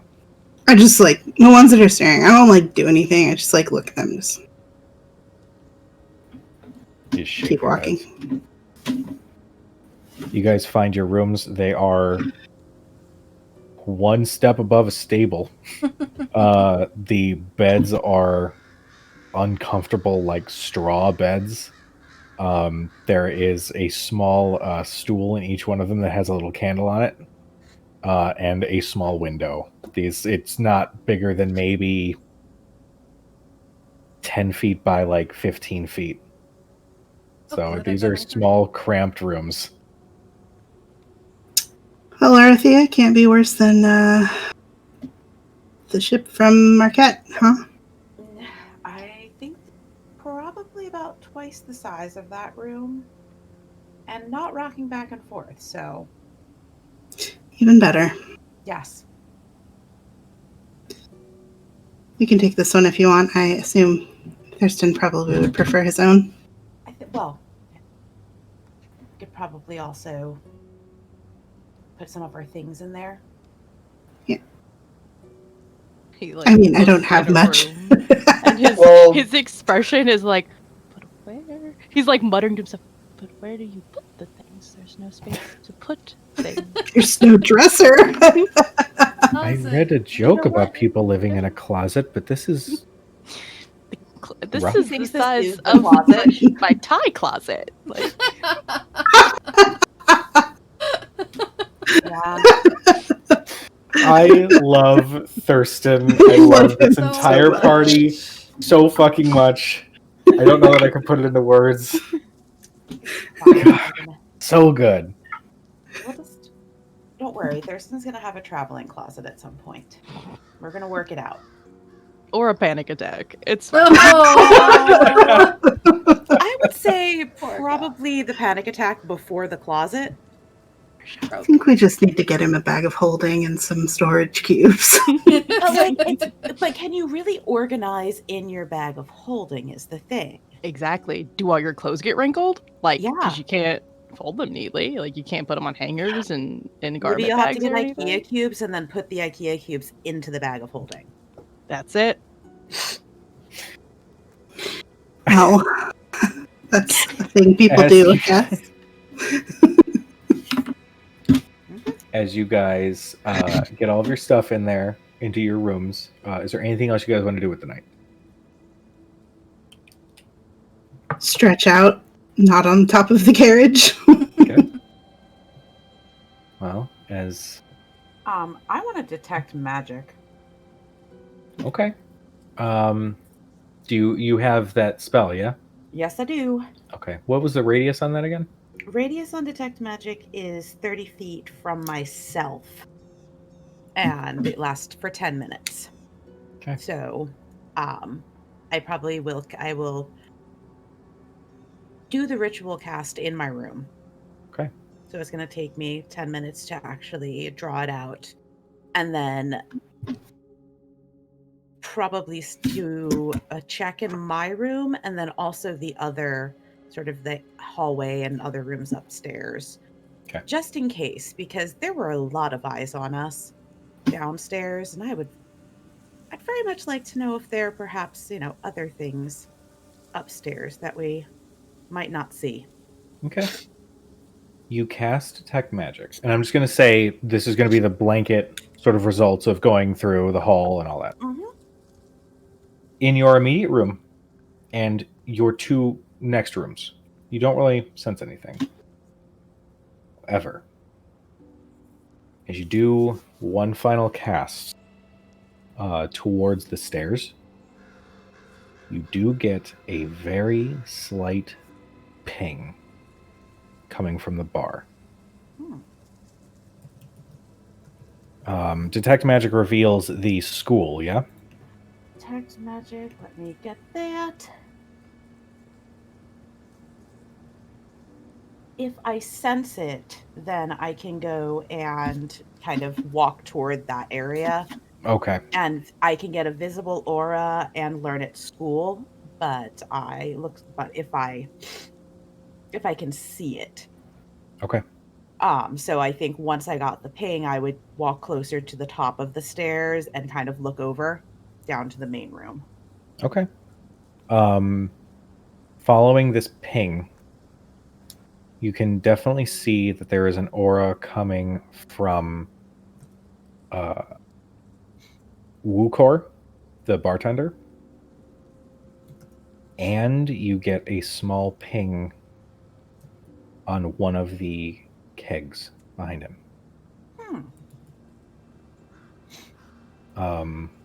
Do you examine further to get the school and all that, or no?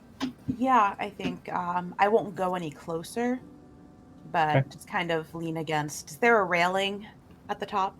Yeah, there's a small Like railing. something where I could conceivably kind of just like lean forward with my arms on it and kind Sure. of just be looking down at the goings on of downstairs. Sure. You get a illusion school on the keg, and you do get an evocation school on something on Wukor. Okay. All right. I'll stay there. I'll stay there until it naturally fades. So the rest of the 10 minutes. Mm-hmm. And just also just kind of keep watch over the room. Just get a feel for it. See if there's anything. Not really looking for anything though. Not actually trying to figure out what people might be doing down there. And then it's been one. It's been a day. You see the table of the characters who had been kind of glaring at you as you were walking up the stairs, and they're sitting at their table. They're mid-conversation. They look a little heated, but they're not like ready to break chairs over anything. As they are sitting and having this conversation, Wukor brings a couple bottles over to that table, puts them in front of them, and gives this look to one of them, just kind of like almost like a parental look, like you swore at the dinner table. and then kind of goes back behind the bar and opens a bottle and pours a little glass for himself and kind of looks up and sees you and takes a drink. I'll air toast him. But other than that, it's All right. the same vibe that you had left. Okay. Well, at least they haven't started a fight. Yeah. I'll turn around, head back into my room. Are you still there, Cadriel? Mhm. When I get back to my room, then I'll share that. Well, I don't think that there's anything in here, in our rooms at least, that seems magical, aside from the stuff that we carry. But there is something downstairs. A couple somethings. Did you get a look at it, or? Some not closely. I didn't note the way that they were looking at us and the impression we seem to have made on our way in this morning. I didn't think it was a good idea to press. I think those people looked ready to start a fight.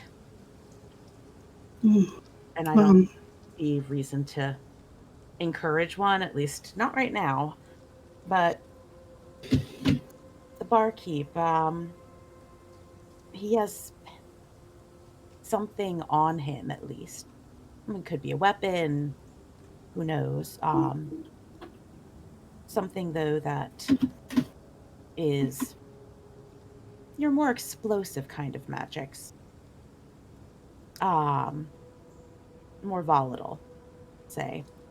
And then one of his kegs also looks to be, I don't know if it's hiding something or maybe there's something hidden in it, but there's definitely some kind of false front going on there. It's not everything down there is as it seems. Well, perhaps after the bar closes tonight and everybody's gone, we should go take a look. I can move quietly enough. I'm sure I could probably get close.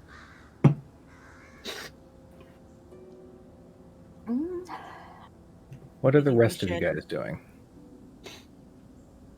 So Faraday, Dermot, and Thurston while this is going on. You did notice that Arathea was like ritual casting at several different spots, essentially down the hall. But what you guys doing? What time of day is it at this point? At this point, after the travel, it's the sun has definitely gone down at this point, so it's late evening. Okay. Yeah, I mean, unless it's, time that we're going to sleep, I would have gone downstairs not to play anything, but to just order a drink for myself. Just sit at the bar. All right. Faraday and Thurston, what you guys doing?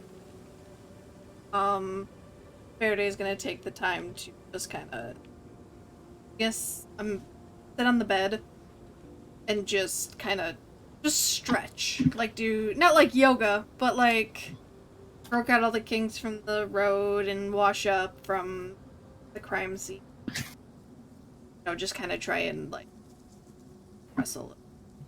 Okay. Sounds good. Thurston, what about you? Honestly, he's probably like, if it's maybe not late in the day, but later in the day, he's probably honestly just relaxing as well. Probably also cleans up, brushes his teeth after having puked earlier. That was really gross. Does his nightly routine, essentially, now that he is in an establishment that would at least, have a little bit more to allow him to do his usual routine than sleeping in a carriage. And then Thurston does do yoga before he goes. I was picturing his like face care routine. Yeah, it's more of like a face care and routine, and yeah, he's got a He's got bottles. that he, appearances are like- everything. Appearances He are probably has great skin. He probably does.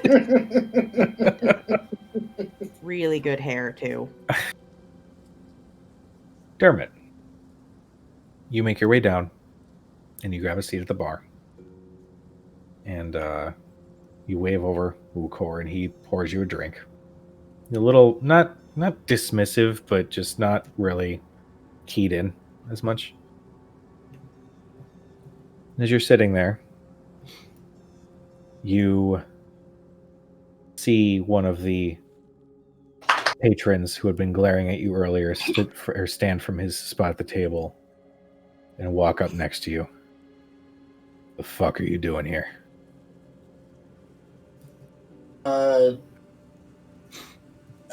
Drinking. Would you like one?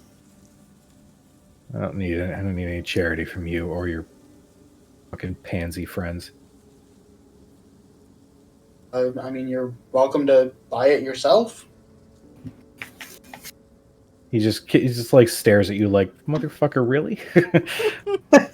Says, I think you should go. I think all of you should just get the fuck out of this town. We don't need your help. Between you and me, I think you might. Between you and me, and he takes a step towards you. This is a conversation that won't end well. I need him to make a... Actually, no. I don't need him to make a save at all. You were going to cast friends on him, weren't you? Yes, I am casting friends, but you cast it on yourself. Got it. I cast friends on myself and say, I'm just trying to enjoy my drink. Let me buy you one. We can go our separate ways. Okay. So it gives you advantage on... It just gives me advantage on charisma checks. Okay. I will say make a persuasion check. I will say before you cast friends, it was going to be a disadvantage. So we'll say that that cancels out. Okay.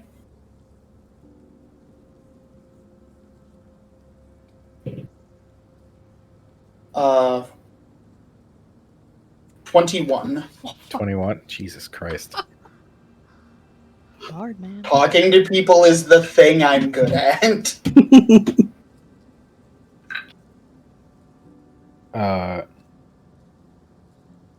He, for a second, contemplates it and then goes, nah, I'm a fan of smashing your head into this bar. And then Wukor goes, enough. Enough. You guys, and he points to the patrons who are glaring at you, out. No room in this place for that. Out. And they'll begrudgingly, the others at their table begrudgingly get up and start making their way out, but the one who's right up next to you gives you a steely glare. It says, you have 24 hours. Starts making his way out. The second the door closes behind them, Wukor does one of these.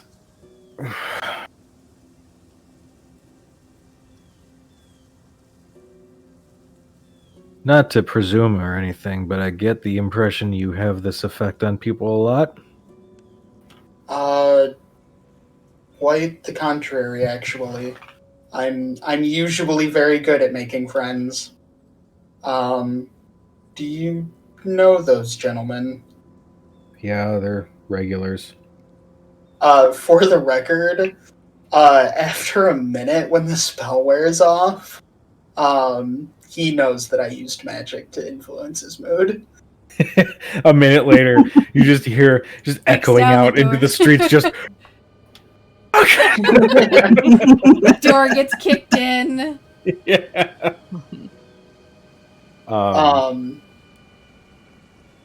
Yeah, do you know them? They're regulars.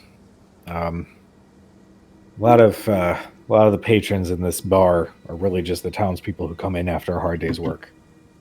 They are some of such people. There are farmhands that worked closely with the family. It And hit them particularly hard.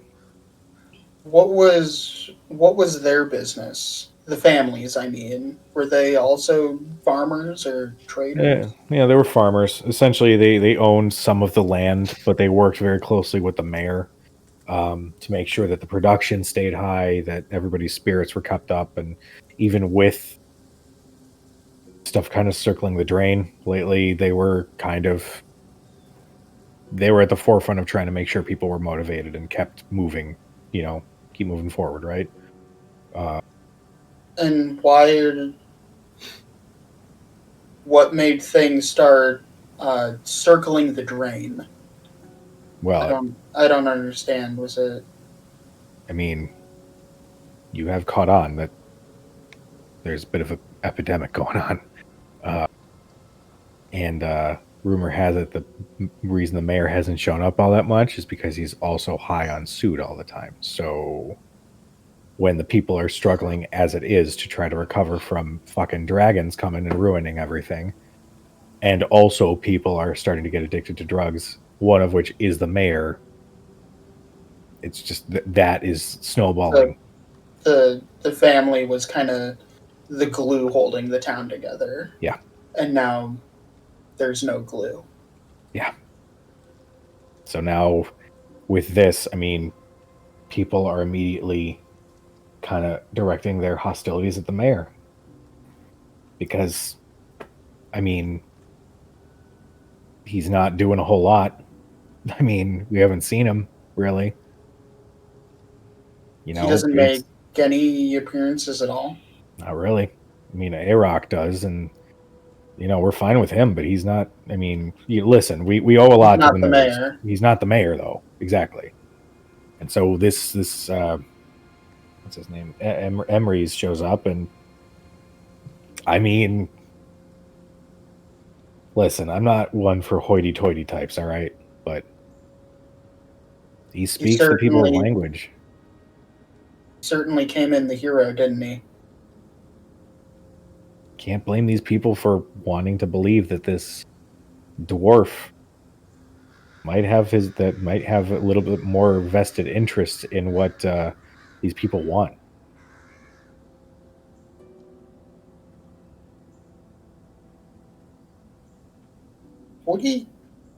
What's your take on Emery as a person?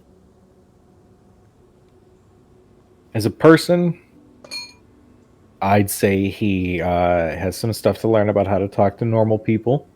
Sure. I think he's a little pompous, but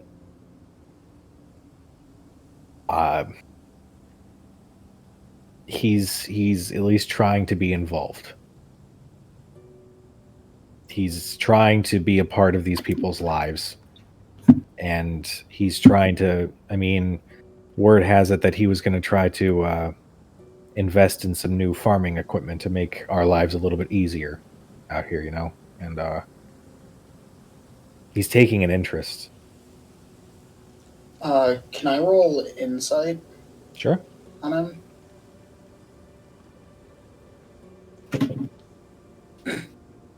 Straight as an arrow, that guy. It's a natural one. Natural one. He seems pretty on the level. I mean, everything he's saying pretty casually. His body language is relaxed. You don't notice any tics or anything. He seems pretty straightforward. Okay. So essentially, he may not be a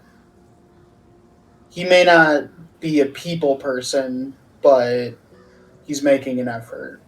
Yeah. I mean, I'm not officially saying anything, but if there were election tomorrow, he'd probably win, wouldn't he? I'd put money on it.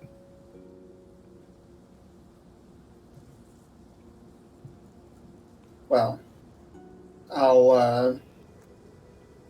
I appreciate the beverage. It's Suppose Still in the house. Sorry about those assholes. It's all right. You can't make friends with everyone. Words to live by. Well, good night. Night. And I head upstairs. Okay. Is there anything else anybody wishes to do with the night? Before we all turn in, I just make it known that we need to make talking to the mayor and actually seeing him first priority. Yeah, and I'll share what I saw just as a sort of heads up that it may not be anything nefarious, but there is something there. And I agree. We've seen lots of people who talk about the mayor and have mentioned that he has been involved, and I don't think anyone has ever said that they saw him at all. Not in this time, not recently. Just that he hasn't been around, right? Mm-hmm. So. Yeah, the rumor is that according to the barkeep, the rumor is that he hasn't been around because he's using But the only person who's been up there is Emery. Chainhelm, who was staying at the mayor's. As his personal guest, As his gunning for personal his guest. job. And what about the Knowles? They're, I guess they're being very helpful, trying to keep things going as much as they can, but they're not actually in charge of the town. There's only so much that they can do. Curious what And they think of this new player. mhm. Maybe some of us should distract Chainhelm while the rest of us go see the mayor to make sure that he doesn't have any influence over the situation.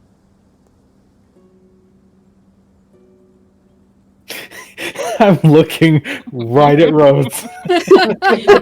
Just like I was like, where is it? As everyone in the Where is room it? turns to deep Thurston. sigh. Yeah. Just deep sigh. I just want more interactions. It was so good. Well, I mean, could you play it up like you're interested in backing him or something, Thurston? Maybe your mother is. The interactions between our family turned sour when my mother was not interested in joining him in an investment opportunity, and thus he didn't have enough collateral. He's not a particular fan of our house, which is where the name calling came from. But if you want a distraction, I will probably still suffice no matter what. Maybe I'll go with that he might. I have a feeling if Dad should probably try.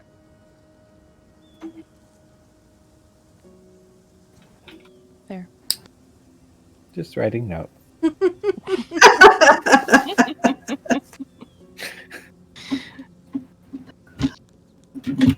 But now I think we've earned our. Yeah. Yes.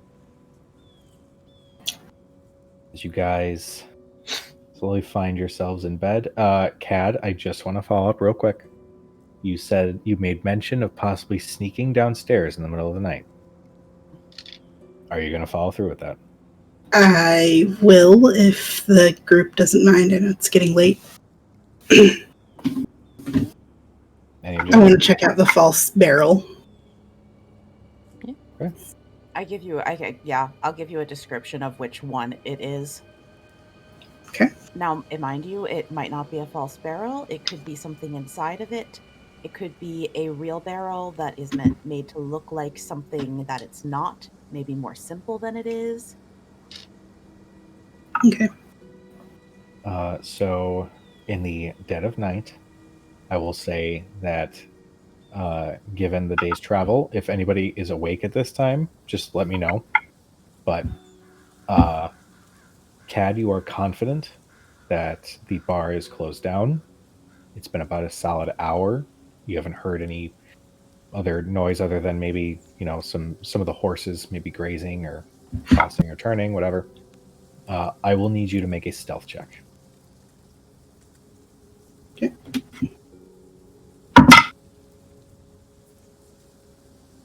21.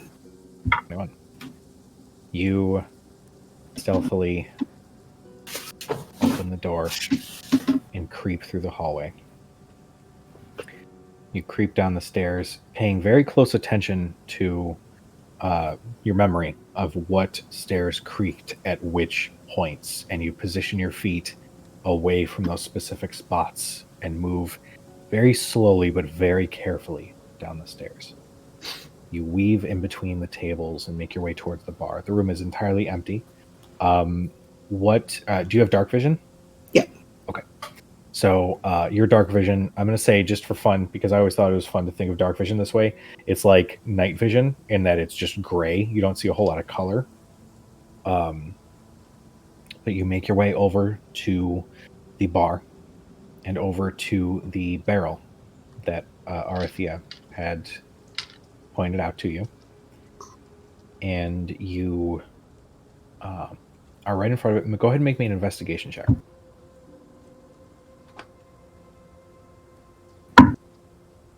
Oh, God. 8. 8. Okay. Looking around, you feel the barrel itself. It feels solid. You kind of give a very, very light knock on it. It seems like wood. But offhand, nothing really strikes you. Can I open it? You reach down for like the keg, the spit. Spit? Is that what it's called? The actual like opening where you pull. Oh, the spout? Spout. Yeah. I'll say spout. That's fine. Something like that. You reach and you just instinctively grab a glass just in case.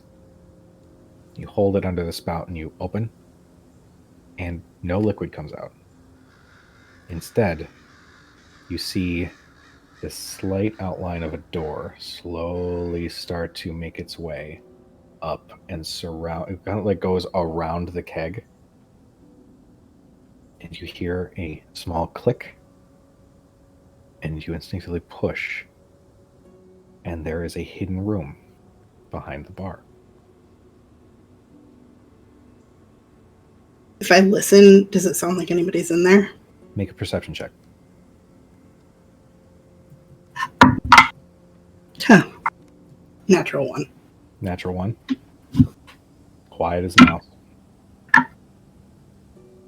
Okay.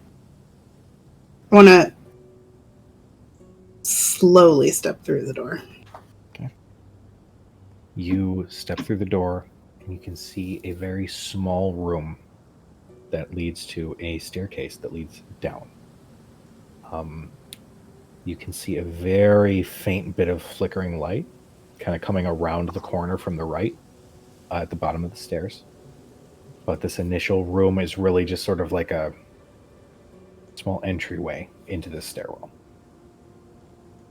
I'll back out. I'm not trying to get caught. I just wanted to see if there was anything I could see. And just try to leave everything as I found it and then go back upstairs. Okay.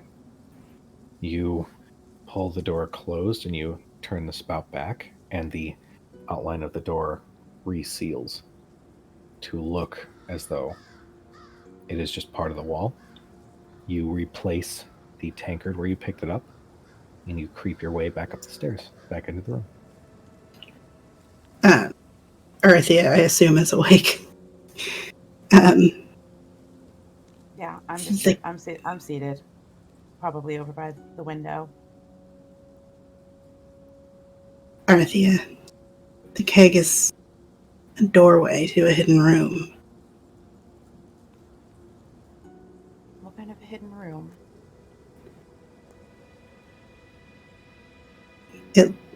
I didn't see too much. I saw a light coming around the corner. It seemed like somebody was down there, so I didn't want to linger, but seems like there's something hiding. This town has secrets. I can't figure out what it is, but I think that it was a good decision that we stayed here for a couple days. It seems like there might be a lot of secrets here. But, Certainly.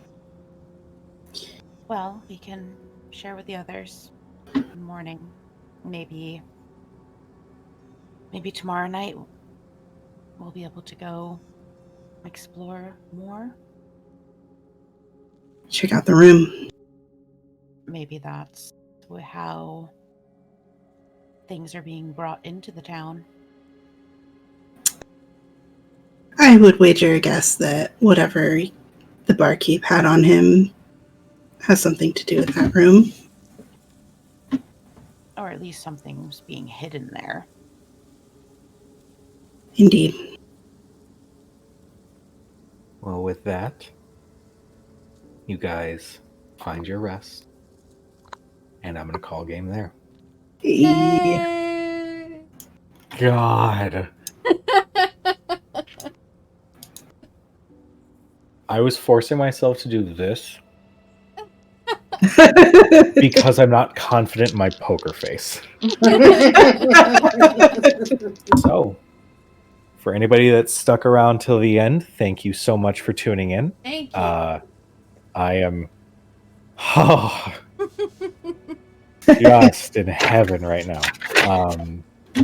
But to anybody who stuck around, thank you so much for tuning in. If you like the show, go ahead and feel free to give us a subscription. It's super awesome. We love all of you. And don't forget to love each other. And is it Wednesday yet? That's right. That's fucking right. I don't know. It doesn't have quite the same ring to it. Yeah, I'm sorry. I'm trying to think of like, oh, when's the next Wednesday or whatever. I don't know. When's the next Wednesday? I actually kind of like that. Decision made. That's how we do things on God, Decisions and Dragons. This isn't a dun-dun sound from Law and Order. No, it's Wednesday. But anyway, love you guys. Thank you so much for tuning in. Thanks, everybody. Ah, Bye. bye. Good night.